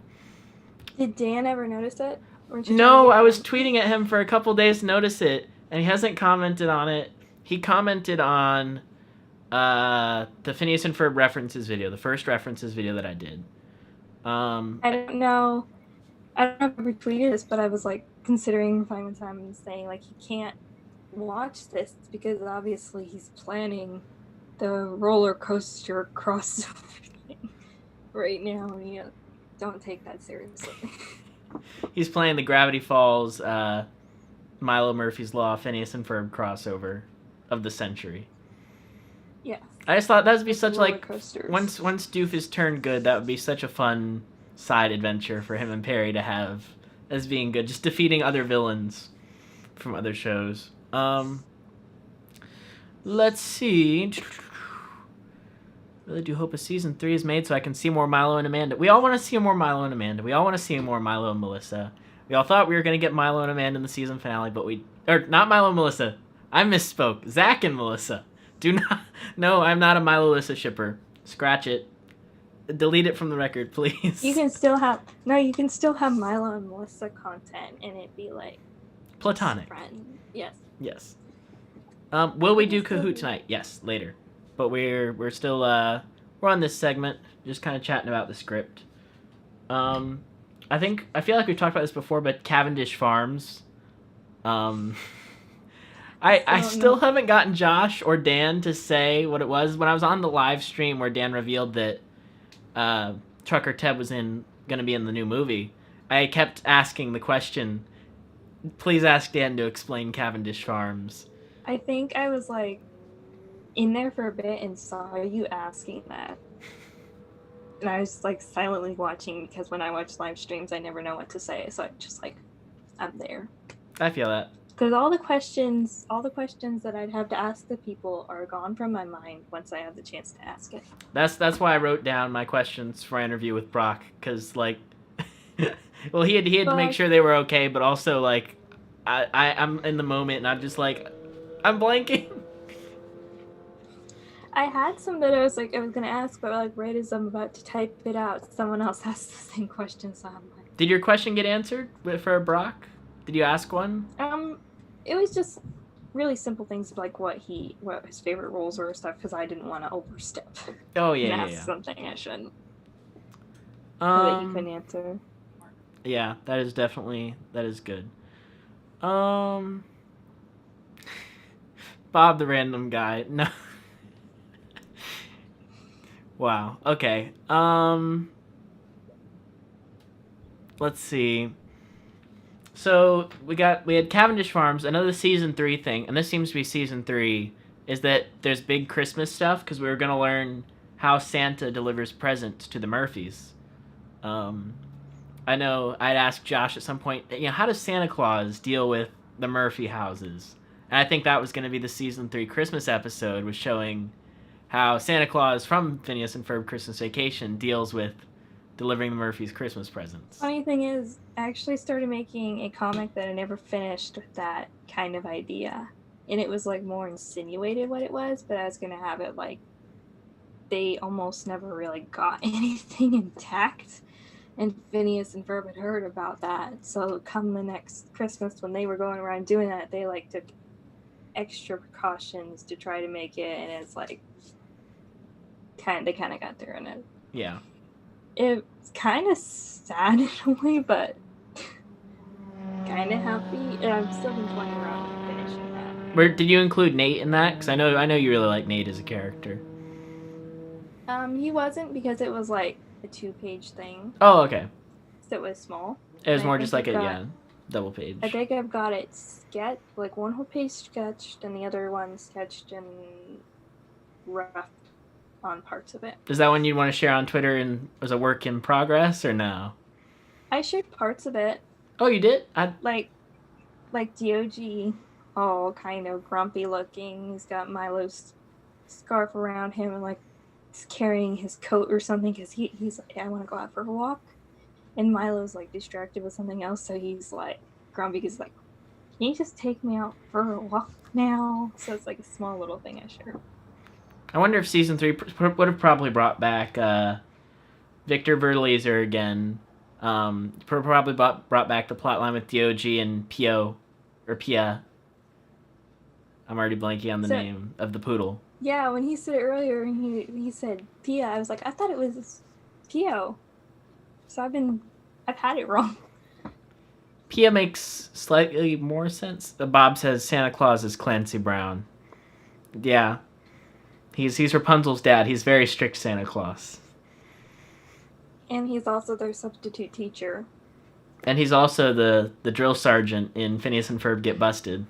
I keep forgetting that. And that is really interesting jumping between those shows and having all that. Because, like, I was into Tangled when they announced him as the substitute teacher. So I was like, listening to him talk, I'm like, I keep hearing Rapunzel's dad. Go suffer and make art. Just yelling that at Rapunzel as she's painting the walls of her room. That would be a fun little mini animatic. Rapunzel's dad comes in. Go suffer and make art. There are a lot of Slams the ways door. you can move it around. That might be a thing if I can ever find the time of day. Yeah. And motivation. Somebody's writing a Miranda fanfic about the tango. Milo and Amanda get to dance the tango in a tango competition. I've always been partial to square dancing, but the tango's pretty cool. Okay, but if you think that wouldn't go all kinds of wrong and end up some kind of a square dancing thing, you're wrong, and I want to see it. I feel like Milo doing a formal dance could be an episode in of itself. Like, if Milo didn't have to be as, so if it didn't have to include, like, Melissa and Zach for an episode, like, you could just do a whole episode that's just 22 minutes of the dance happening and things just going wrong, and, like, he starts in the school, and then by the end, they're, like, dancing out by the water or something. They've just, like, danced halfway across the town, and it's just, be all the way up in a ship on Octalia or something. It's like you hear the Nutcracker while it's like da da da da, like it like cuts. They're like on Octalia. If they can have a whole episode about Milo sleepwalking somewhere, they can have one about him dancing somewhere. That's true. Bob the Random Guy says Jackie would return for the square dancing competition. I wonder if we would ever see her again, because she was like one dead. If she did return, it would be to create conflict for Melissa. I think I'm good without the conflict, depending on how it's portrayed. Romance conflict. She comes back and Melissa's like, no. No, Zach, you're over her. Let's not do this again. Not another run through. But she was crazy. She was. And it was like somewhere between fun, somewhere between... I don't know what's going on. Scorpion pops. Oh, gosh. That episode had good animation, if I remember right. It's been a while. That one especially. Certain Milo episodes have, like, really good animation. Like, Milo in Space stands out. Obviously, Sphere and Loathing. Missing Milo. Phineas and Ferb Effects animation is not good. They tried, but it's not good. And a lot of little animation errors that are actually really fun, though. Yes. Ferb's eye, no, did it wrong. Ferb's eye being wrong in, like, 5 scenes. That's obvious. That's the most consistent problem, probably. Yeah. I know one little part in an episode that I really like. I forget the name of the episode, which is very terrible of me.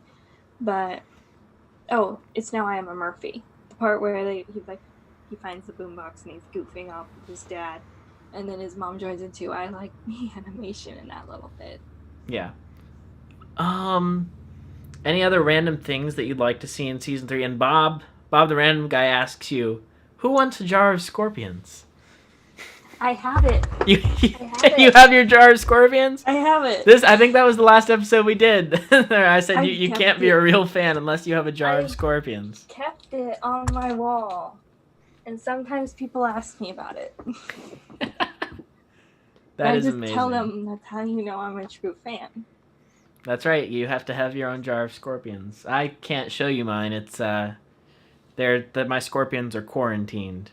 I don't believe it. 100%. It's like it's behind a door with as many locks as the one from Mid-Afternoon Snack Club. Sure. Yeah. That's it. Let's see. What do we got? Cyborg Bear's meta. Yes, Cyborg Bear is amazing. Opening song to Steer and Loathing, criminally underrated. Also gorgeous. That part, I didn't expect to get a special opening, but I was like, this is amazing, and I'm glad for once they get a special theme song. Yeah, they actually dropped the theme. I don't think that's, like, ever happened before. Like, No, I think that was the first time. Except for, like, the 45-minute Phineas and Ferb specials, but, like, for Milo. Yeah, I don't think it's ever been done for Milo. I did like when they started the pilot episode with the opening scene before the theme song. I'm sorry, I was reading a comment that was making me laugh. What was that? No, I was saying like when they did the opening, the cold open in the first episode with where like they show the beginning of the episode and then the theme song. Oh, with Milo? Yeah. That was like really yeah, cool. Yeah, I don't know why, it just has some kind of a different feel and I always like it. Yeah.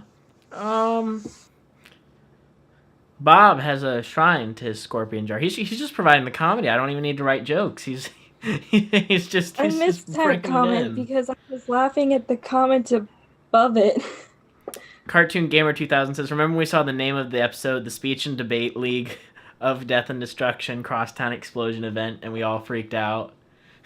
That We're all just episode, like, what? What is this? it's the title that's like, you think it's almost over, but it turns out you're only a quarter of the way done. And it is a very Joshua Perrette title. That was one, again, I need to watch it. And it's funny, I thought it was going to be, I think when it first was coming out, I thought it was going to be more of a Bradley, Joni kind of episode, because I think we saw some stuff with them early on, and I was like, okay. I've been waiting for an episode. Side characters.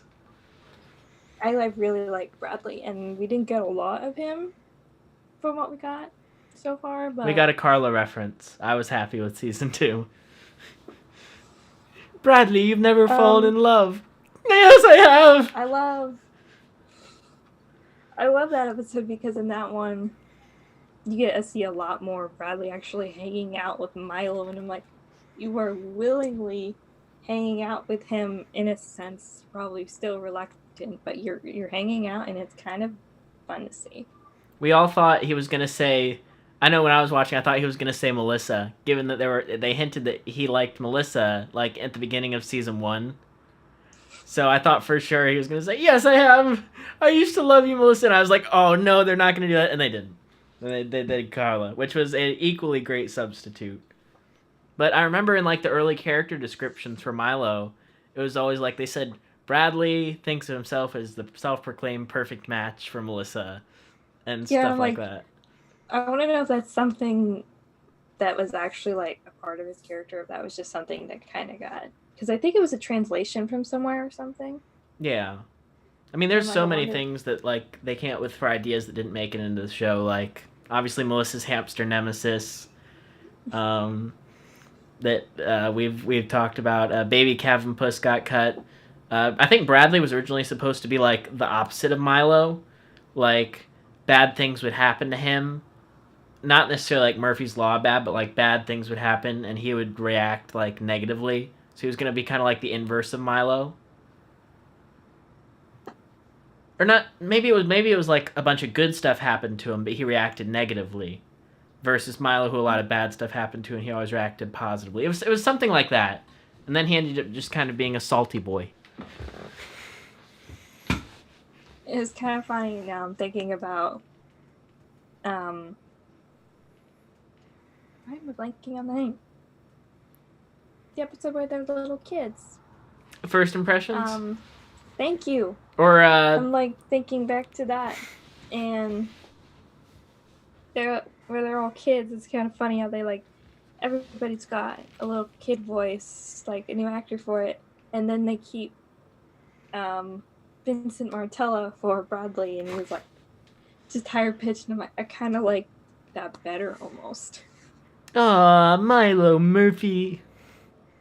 And you think almost, oh, they might go for a little bit more of Phineas tone, but no, it's still somehow even more Bradley. I remember watching the Phineas and Ferb effect in English for the first time. I was like, Phineas and Bradley had lines back to back, and I was like, oh, now I hear Vincent and Bradley. Yeah, you mean the Phineas and Ferb effect? Yeah.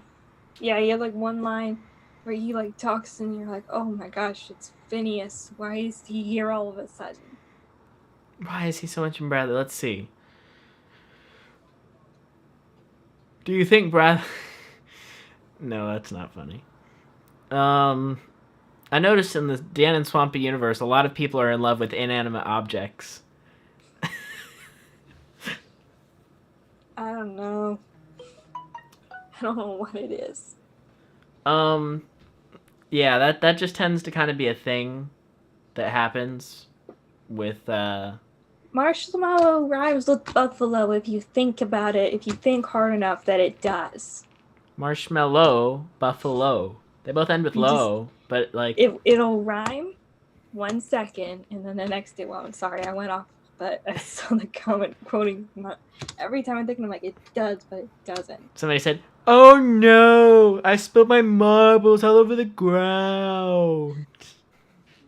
Top 10 Bradley lines. Yeah, I was gonna say, I think that's like one of his top lines because that one was so funny the way he said it.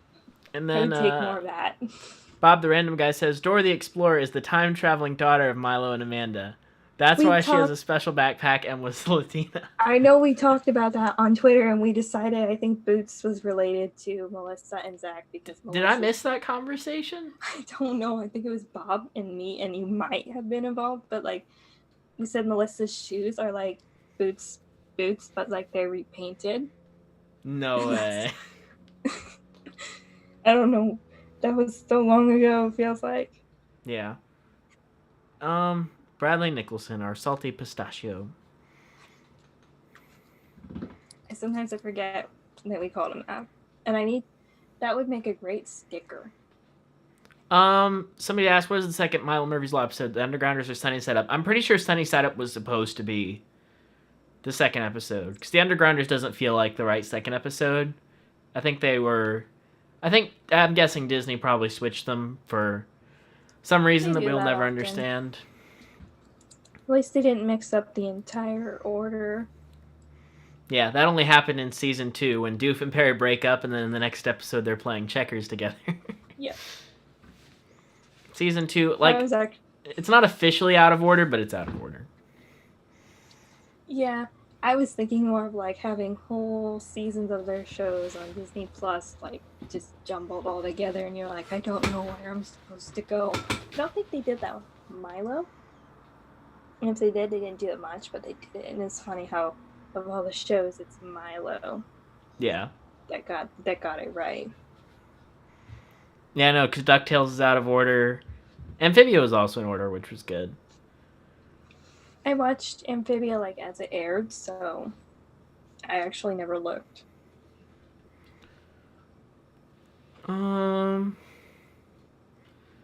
Robots taking over the planet. Yeah, it's if Milo got season 3, it would definitely be. It would definitely have robots of some kind because Milo as a show is parodying science fiction tropes, with what it's doing. So the first season was parodying kind of time travel. Second season was parodying alien movies and outer space stuff. And so I'm thinking the third season would parody artificial intelligence / robots. And I'm guessing they'd probably bring back Norm and the Goulash Man. And the Goulash Man and Norm would fight Bob Block with a rocket and all that good stuff. That's season 3. I still think, and I don't think that this will be very likely unless we get a season 3.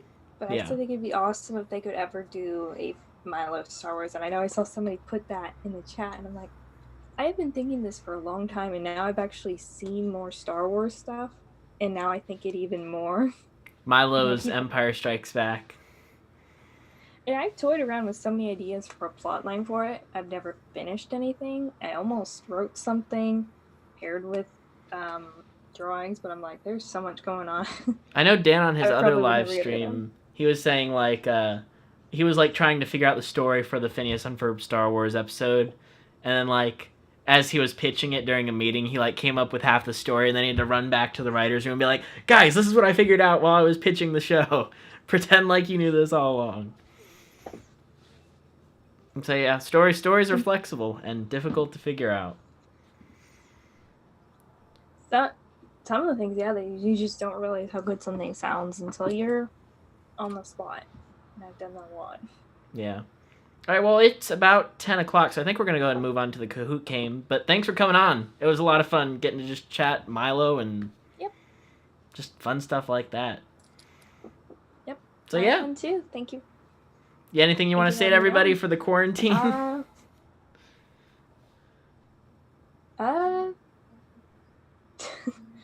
cause too much chaos. Don't walk be around too, outside. Don't be too much like Milo. Don't be crazy. Okay, no, be like Milo, but don't cause too much chaos. Like, this is coming across wrong. Bye. Bye.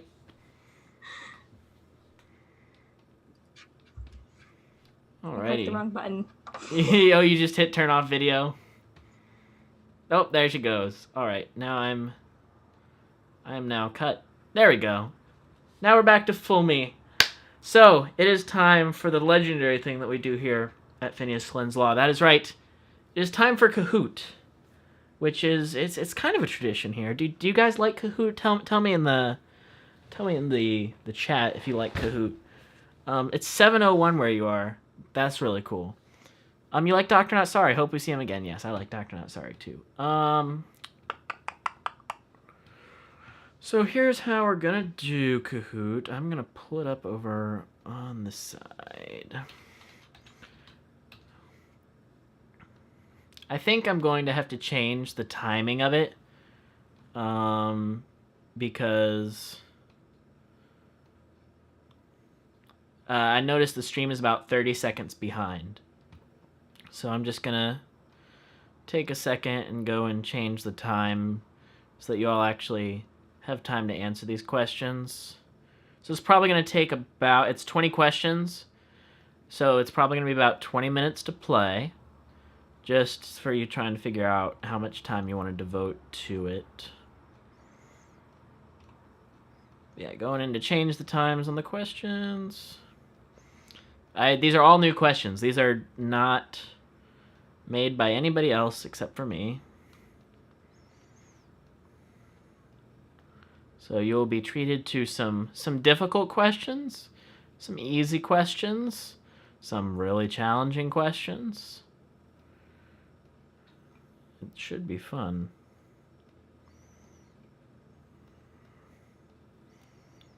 Let's see. There's some complete the lyrics, some fun true or falses. All right. Exit full screen. All right.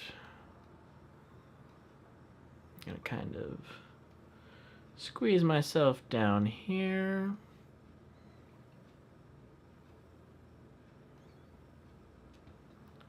All right.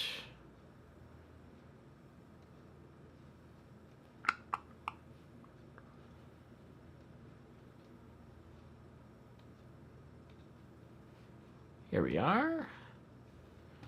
Kahoot's gonna go full screen. Where's the zoom? Hope we can keep this up here. Yeah. If not, I will play around with it. Let's see.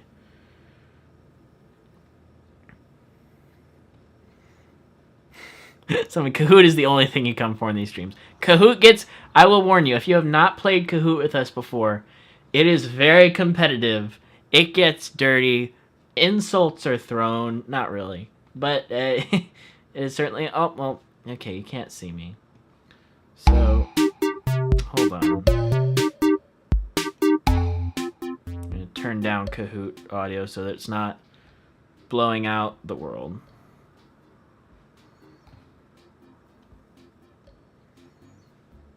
Oh, shoot. Sorry, I did it wrong. Hold on. My bad. I did it wrong. I have to choose not two-step join because it refreshes too fast. Here we go.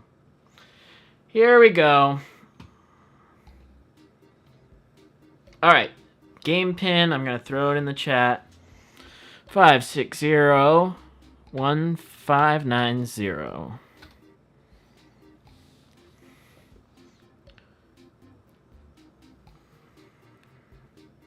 All right, bye, Jazzy Wazzy. Thank you for joining.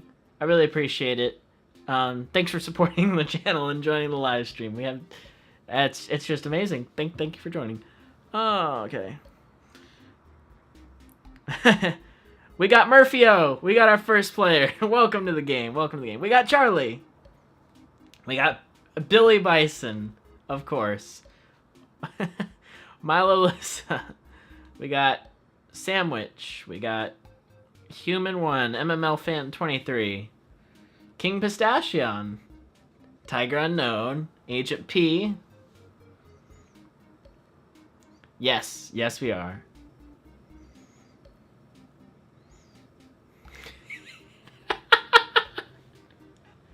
Oh my gosh, some of you have hilarious names.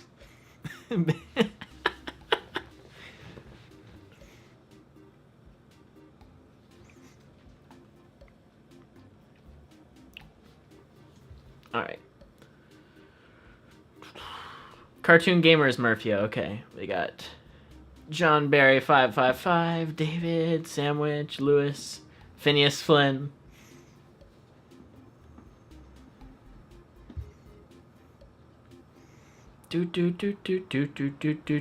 Ah, somebody's Bob Block. Beautiful. Beautiful. Chef's kiss. Phineas 1995. Pablo de Potato. We got Phineas. We got DLJ.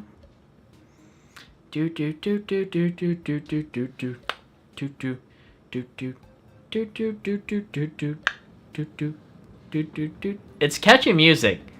You know, I'll give it that. It's not my theme music, but it's catchy music. We got Joey, welcome Joey. We got DOG, I think I might have already said that.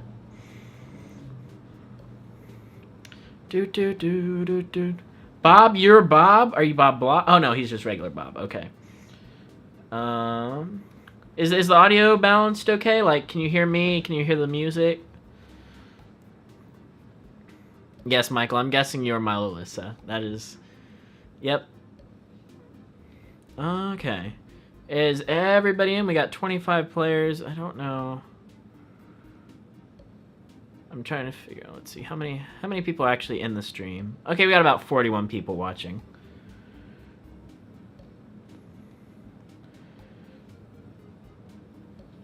All right.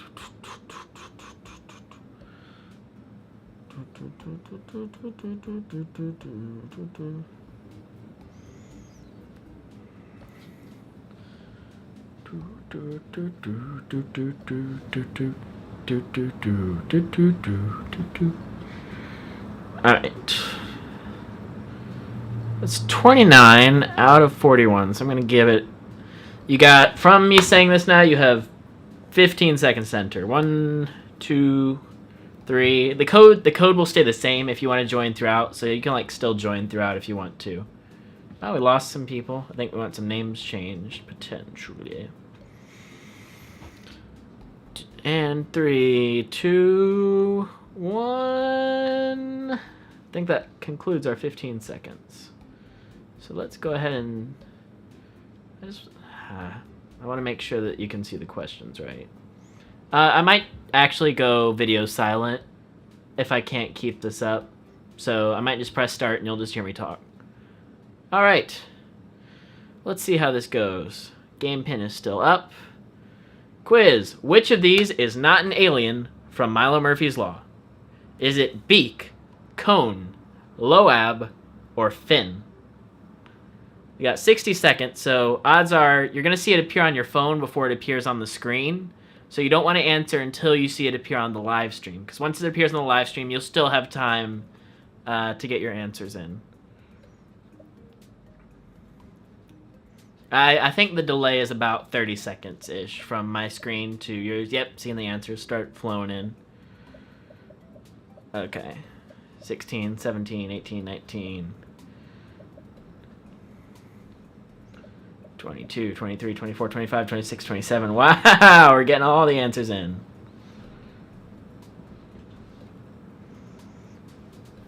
There's like a saxophone version of the Kahoot music I saw on YouTube once that was pretty cool. 7, 6, 5, 4, 3, 2, 1, and... Fin. That's right. Cone is... the yellow one, and Lobe is the blue one, and Beak is the other yellow one, like the brighter yellow one. But Fin is not. But I named it because that is a part of an octopus. All the Octalians are named after parts of the octopus. So, Samantha, if you want to join, just use the code at the bottom, 560-1590. All right, next question. Tally, Phineas tripping. You're in the lead. Big Fat Bufordio, second place. Ray Colors, third. Phineas, fourth. And Billy Bison, fifth place. Good start, Phineas tripping. All right. Where did Milo go to elementary school?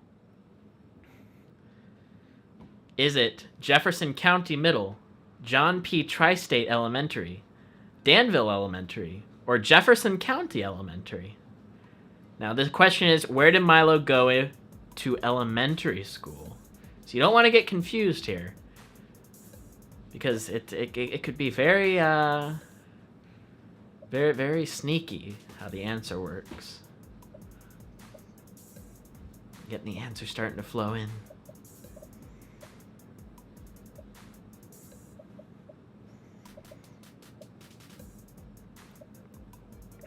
18, 19 answers, 22, 23, 24. I wonder if we have any people who are just gambling as soon as the option comes up, just picking. Oh, time's up. John P. Tri-State. That's right. Jefferson County Elementary was there to throw you off, but it is John P. Tri-State, and that is the same.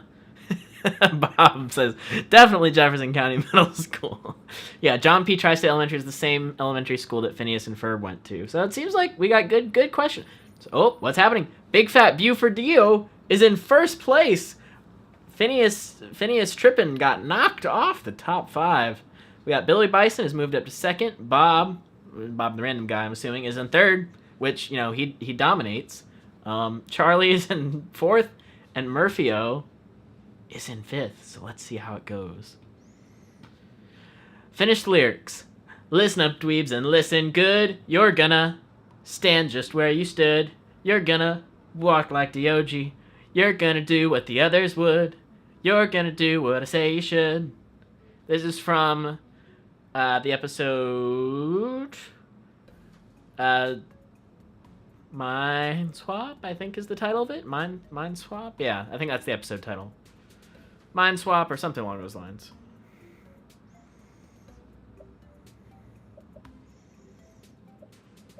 Man, we got the episode. We got the answers coming in.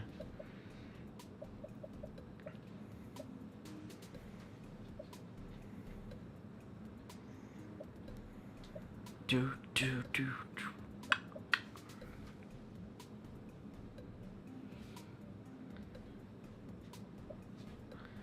Twin Tubers, if you want to look it up, you can, but I feel like that would kind of ruin the fun. And you do lose points the later you bring it in. That's right, that one was pretty easy. Listen up, dweebs, and listen good. You're gonna do what I say you should. That's classic Candace. Let's see how we all did. Oh no, we got Big Fat Bufordio still taking the lead. Billy Bison still in second, and third, fourth, and fifth just kind of got shuffled up. Milo has a 3-streak answer, but apparently the answers are coming in late, which is why you're not in the top 5. But congratulations. We shall continue. Milo Murphy's Law has how many 45-minute specials? Is it 1, 2, 3, or 4? Now this question is, it's very, very challenging. Kind of put that right there. Because Milo Murphy's Law has a lot of special episodes, but how many 45-minute specials? That's the real question.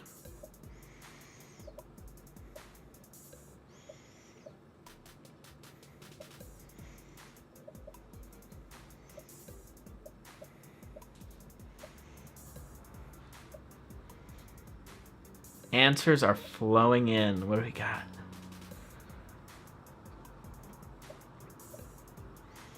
Six, 5, 4, 3, 2, 1. That's right. 2 45-minute specials. Missing Milo and the Phineas and Ferb effect. Everything else is 22 minutes or less. Yeah, Missing Milo was a 45-minute special when it aired. So that's why I counted it. Even though it's in 2 parts on Disney Plus, it still counts as like one 45-minute episode. Just due to air dates. So, we shall continue. Let's see how the score has changed. Big Fat Buford U holding on to the lead. Bob is on fire with 4 correct answers in a row and has stolen 2nd place, looking to overtake that number 1 spot. Murphy O is in 3rd. Milo Lissa is in 4th, finally on the board. And Billy Bison's back with 2,601 points. Next question.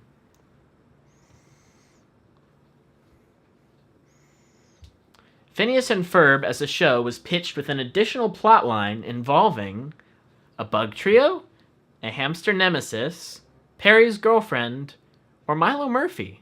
Was Milo Murphy in the original pitch for Phineas and Ferb, do you think? Do you think he was? That is the question that we're asking. What do you think?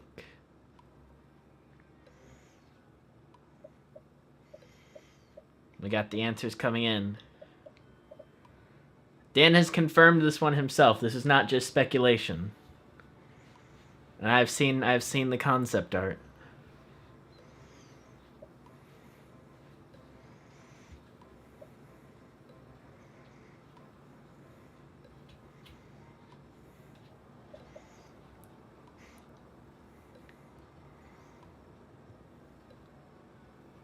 And that is right.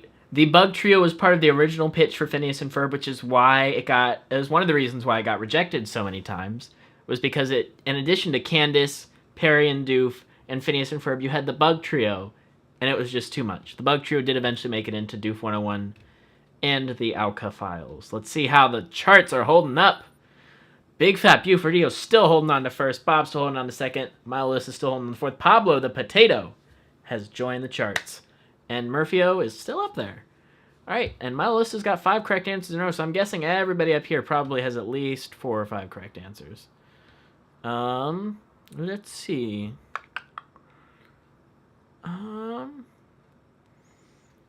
Next question. Melissa tends to call Doofenshmirtz this nickname. Is it Big Chin, Doofy Boy, Inator Man, or Professor Time?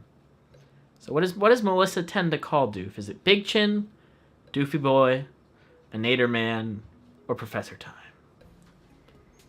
Now this happens a couple times in Milo, so it's one of those things that you like. It's very subtle.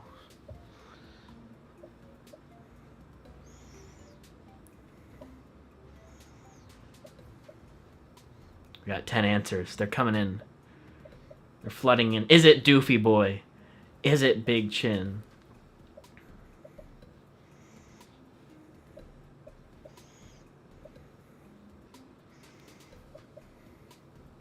Oh yeah, the episode where they were suspended in the sky, that was Free Fall. That was good. It was good relatively. Okay, it was. I didn't like it. But I'm glad you enjoyed Free Fall. That's right, it's Inator Man. She calls him that in Abducting Murphy's Law, among other episodes. Let's go to the charts and see how this has affected the rankings.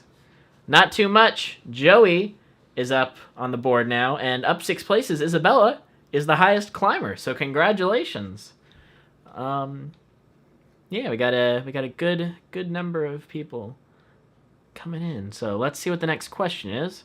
Doof's shed in Milo's backyard is known as Doofenshmirtz Better Incorporated, Doofenshmirtz Good Incorporated, Professor Time Incorporated, or Inator Incorporated.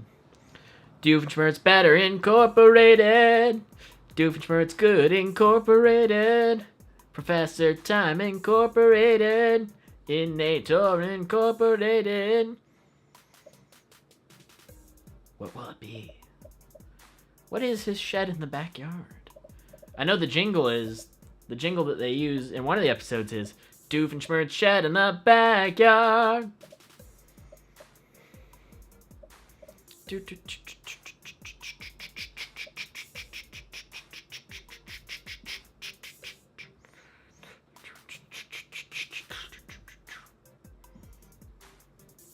Seems like everybody's got their answers in. 4, 3, 2, 1. Doofenshmirtz Good Incorporated. That was an easy one. I mean, come on. The Inator Corporation gave him money in the episode where he was holding the telethon, which I think is the all-terrain vehicle episode. Doo-doo-doo! Let's see how this... Big Fat Bufordillo has been knocked out of the top spot with Bob taking the lead. Will Bob be overconfident in his skills and end up falling, or will he continue to stay in first place? Bob Block is on the board. Congratulations. Milo List is still in 5th place, and Murphyo has taken 2nd place. Excellent work. All right. Okay, so somebody has looked up the Kahoot online and is getting the answers from that. That's no fun. Come on, play fair. All right, quiz. In which episode of Phineas and Ferb was Candace absent? Was it A, Candace Party, B, This Is Your Backstory, C, Bully Bromance Breakup, or D, Lots of Latkes? Lots of Latkes. I think that's how it's pronounced.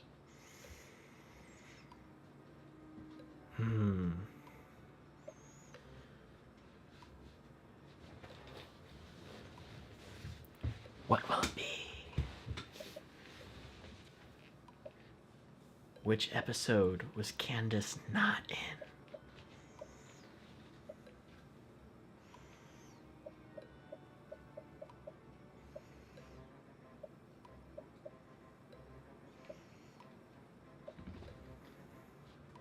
I'm really betting on Candace Party.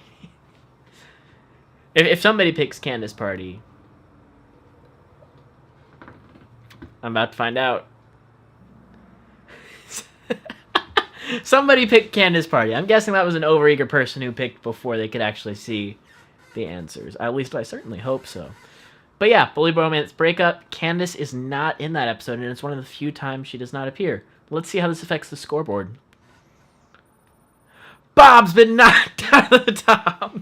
You had a nice one-question run. Big Fat Bufordillo's back. Ray Colors has made it on the board. Congratulations, Rachel. And Bob Block is still being a robot of knowledge and managed to take 4th place. So, let's move on. Question 9. Melissa fears roller coasters. Zach fears fish. And Milo fears flying fish, Bob Block, Pinhead Pierre, or Chinese finger traps. This is one you had to have seen the episode. If you didn't see the episode, it's going to be so hard to figure this out.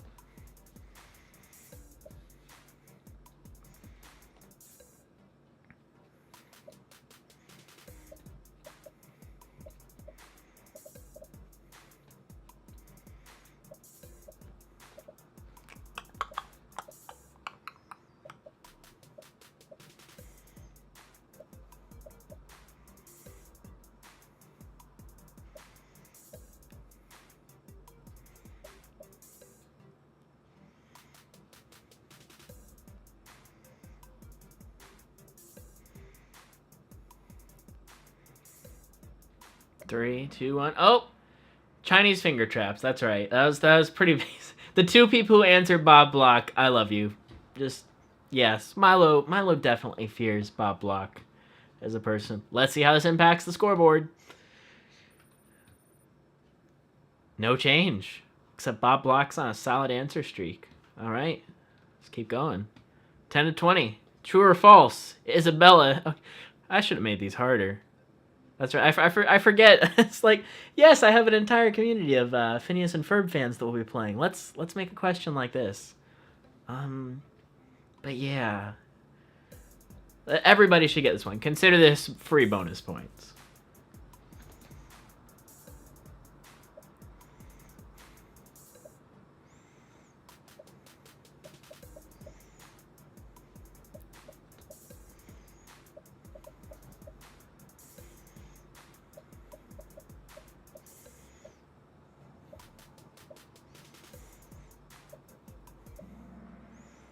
Yeah, it's true. She's in it. Barely, but she's in it. Let's see how this affects the scoreboard. Bob Block overtook Murphy. Oh, yeah, I'm rooting for you, Bob Block, just because of the name. I don't know who you are. But the fact that you chose the name Bob Block makes me supremely happy. Next question. The name of the person driving the... Oh, here's a deep dive. Who is driving the Snow Flyer 3? Is it Sergio McMuffin, Sergio McGinnis, Hankry McGinnis, or Bobby Block?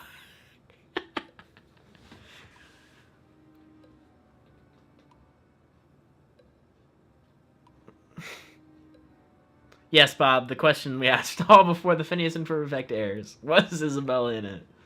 But who drives the Snow Flyer 3? This is going to be an equalizer. I feel like most of you don't know this.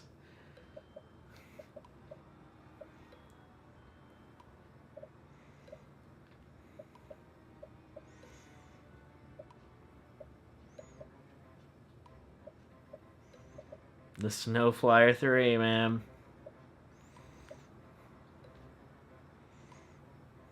What is it? Snow Flyer 1.5, Snow Flyer 3. Oh, what's happening?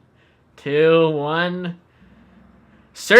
Wow, a surprising number of you got that right. Yeah, it's Sergio McGinnis. And, yeah, 5 people said Bobby Block. I'm loving it. I'm loving it. Bob Block is just, he's the man. Yeah, no, Sergio McMuffin was me trying to throw you off. And Hankry was Dr. Zone's first name. That was from another Kahoot that we did a while back. Now, let's go to the polls. Oh, Ray of Colors has gone up. Bob Block got knocked down to still 5th. So the top 5 is still kind of consistent. But Milo Lissa is not on the board. All right. Yeah, it's pretty tight and close. If one of the top 4 messes up, the lead could easily change. And Bob Block's not that far behind. All right. Quiz. Mrs. Moros... Man, I made these easy. Why did I do that? Mrs. Morosky loves her desk, Cavendish, a milk carton, a recurring raccoon.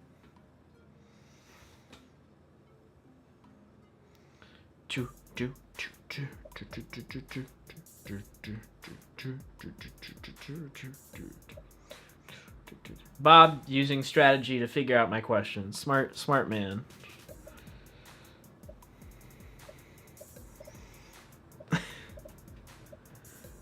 Lots of people just guessed on the last one, yeah.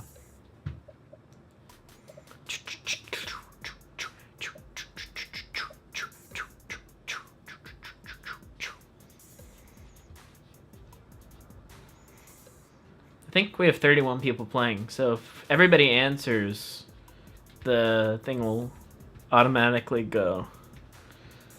Cavendish X Misorowski is your new ship. Yeah. that one was pretty easy. Let's go to the polls. Whoa! Bob Block, no! You lost. You got off the board, man. Come on. Phineas Flynn's back with the answer streak of 3. Pablo the Potato, welcome to the leaderboard. Ray Colors is probably going to give Bob a run for his money, because they're just about 200 points apart. And, of course, Big Fat Bufordio, who I still don't know who it is in the comments. Please tell me who is Big Fat Bufordio, is in first place. Let's see. And we'll continue with another true or false question. True or false? Scott the Undergrounder had children with Mildred the milk carton. Was this true or false? Did he have children with Mildred the milk carton?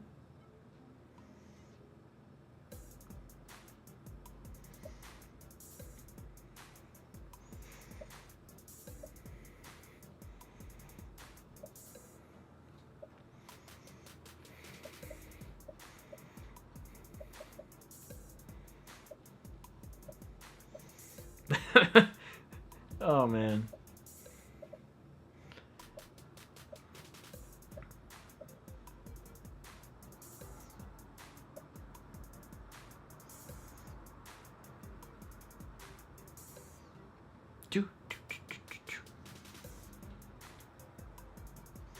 Yeah, next time I apologize. I won't make these questions harder. I was clearly mistaken. What? All right, we got it pretty split. Yeah, no, it's true. At least in concept, because we see him with his milk carton children. So I think conceptually we assume that he had children with Mildred in the milk carton. Reality, he probably just drew the faces on the baby milk cartons that you get in your school lunch, but yeah, canon-wise, he had children with Mildred. He'll have his milk carton, call your milk carton. Let's see if this shakes things up. Pablo, you had a good run. Lewis, welcome to the leaderboard. Everything else stays about the same. Let's continue. This is the title of an unused... Oh, if you've been watching the whole stream, you'll easily get this. This is the title of an unused episode concept from Milo Season 2. Puss's Adventure, The Legend of Professor Time, Cavendish Farms, or The Koala Legacy. And look at that. If you see right there in the picture, you got the two characters Brock voiced alongside Mark Hamill, the alien llama, and the Judge Concentric Circles.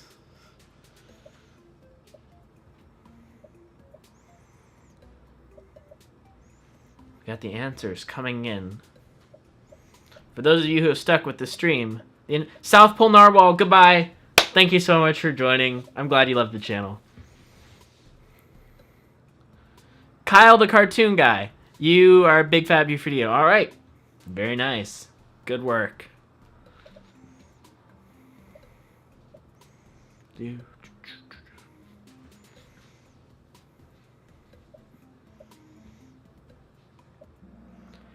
Cavendish Farms. Yep, that was the title of the episode that Josh Perrette said was originally supposed to be where Escape ended up being.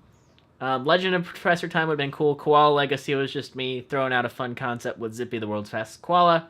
Puss's Adventure is a dream that I hope will come true. All right. We shall move on and see how this affects the leaderboard. It does not.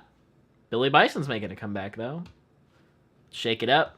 The name of the female version of Milo in the show is Milo Murphy, Joanna, Janet Block, or Lola Sundergaard. So, this is another one where I feel like you should... It's did you see the episode? A lot of these are just, did you see the episode and do you remember?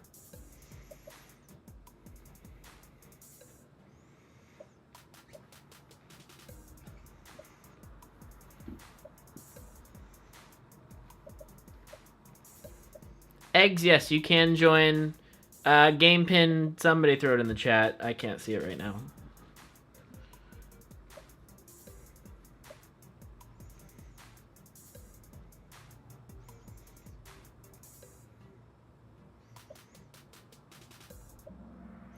Lola Sundergaard, that's right.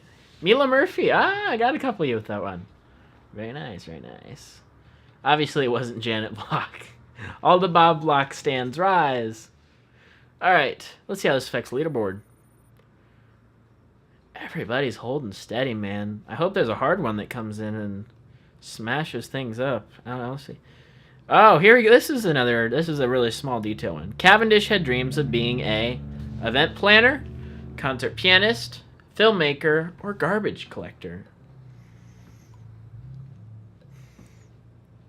What did Cavendish originally dream of becoming?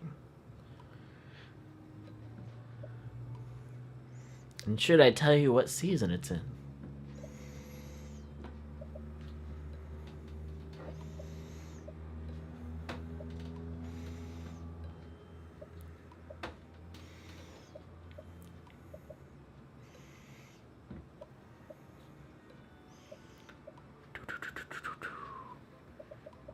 The music is so dramatic. I love it.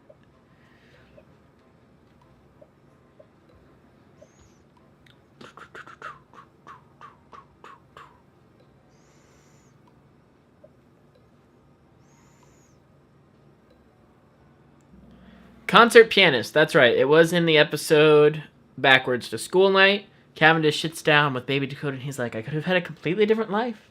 Played concert piano. That was his real dream. But no, he gave it up for Dakota, which was nice. Let's see how this affects the leaderboard. Lewis is out and Milo is in. Welcome, Milo, to the leaderboard. Maybe your chaotic luck will disturb things a little bit here. We're on question 17. Which character was originally supposed to become a Pistachion after the crossover?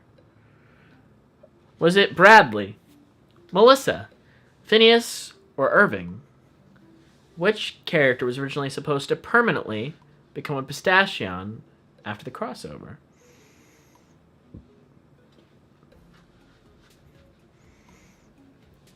And I got a picture of Balloony there because it's Balloony. Who doesn't love Balloony?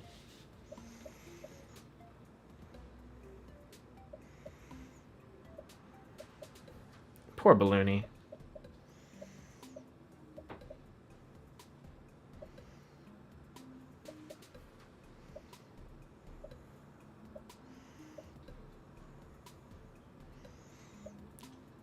Do do do do do do.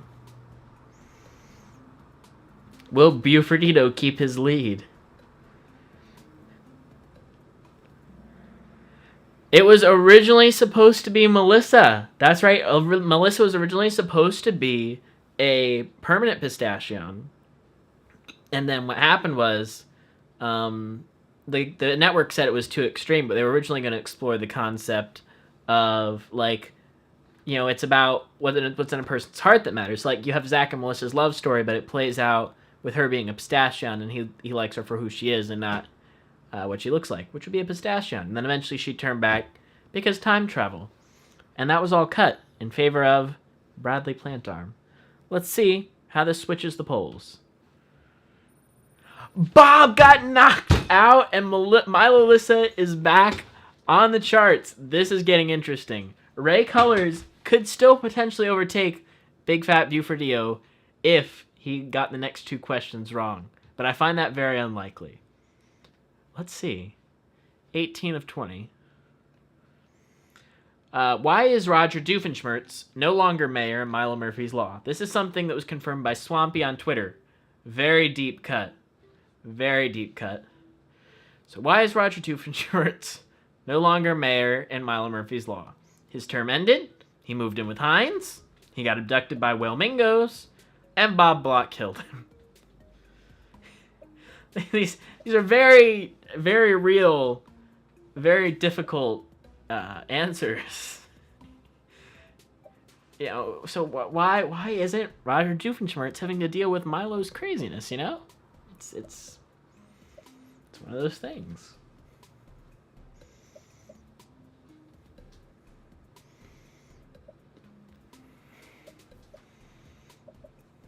And again, Swampy did confirm this on Twitter. I can pull it up after if you're looking for evidence.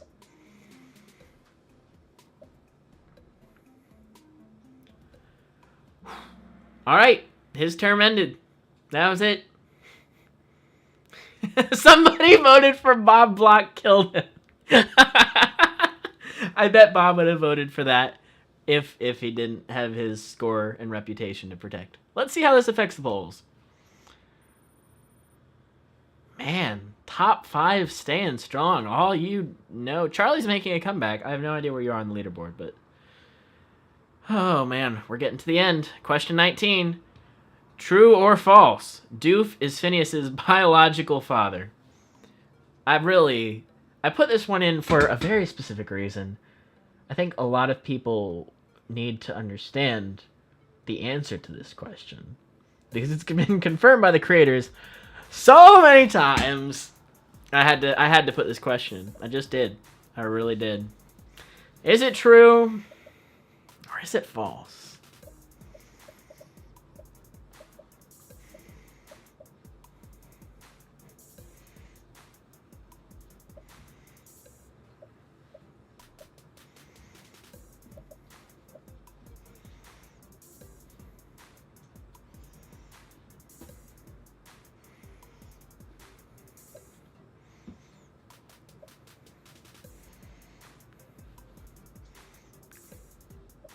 Almost everybody's answered. We got it in.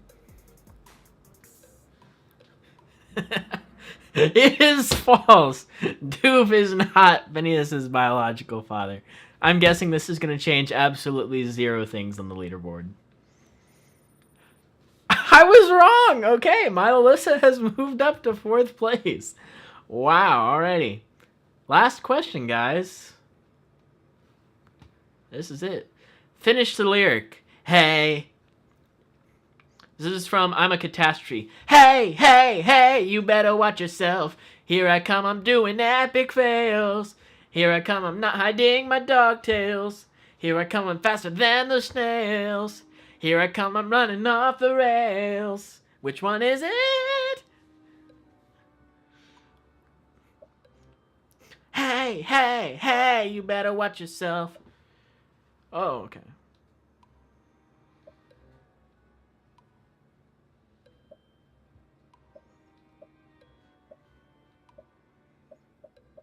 There I am. Cool. Cool, cool, cool. There we go. This could be the winner or loser breaker. What do we know? What do we know?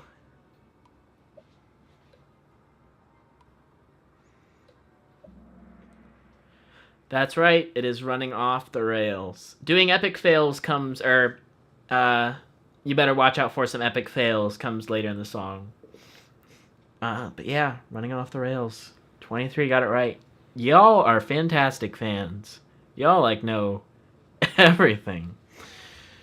Alright. Let's see who wins. Here's the podium. Third place, Bob! Congrats to Bob. Second place, Rachel. Congratulations. First place, Big Fat Buverdio. Congratulations. Congratulations with runners-up, Milo, Lissa, and Murphyo. Alrighty. Alright. That was a very fun game of Kahoot. I really hope you all enjoyed that. I had a lot of fun with it. I enjoyed every second of that. That was brilliant. So congratulations again, Big Fat Buverdio, and Rachel, and Bob. I know it's gonna be. I mean, Bob only got one question wrong. I think it just came down to speed, which, to be fair, it changes based on your Wi-Fi speed and stuff. So I totally get it if you lost because your Wi-Fi speed wasn't going fast or something. But man, that was a lot of fun. Thank you all so much for joining. And if you have any video ideas, anything you want to see in a future live stream, any cast members you want me to try and get on from Milo that are reasonable, let me know in the comments below. I'd love to do another Kahoot here soon. I'd love to do another one right now, but I gotta save it because this live stream has gone on for a very long time. So thank you so much for watching Phineas Flynn's Law, and I'll see you next time.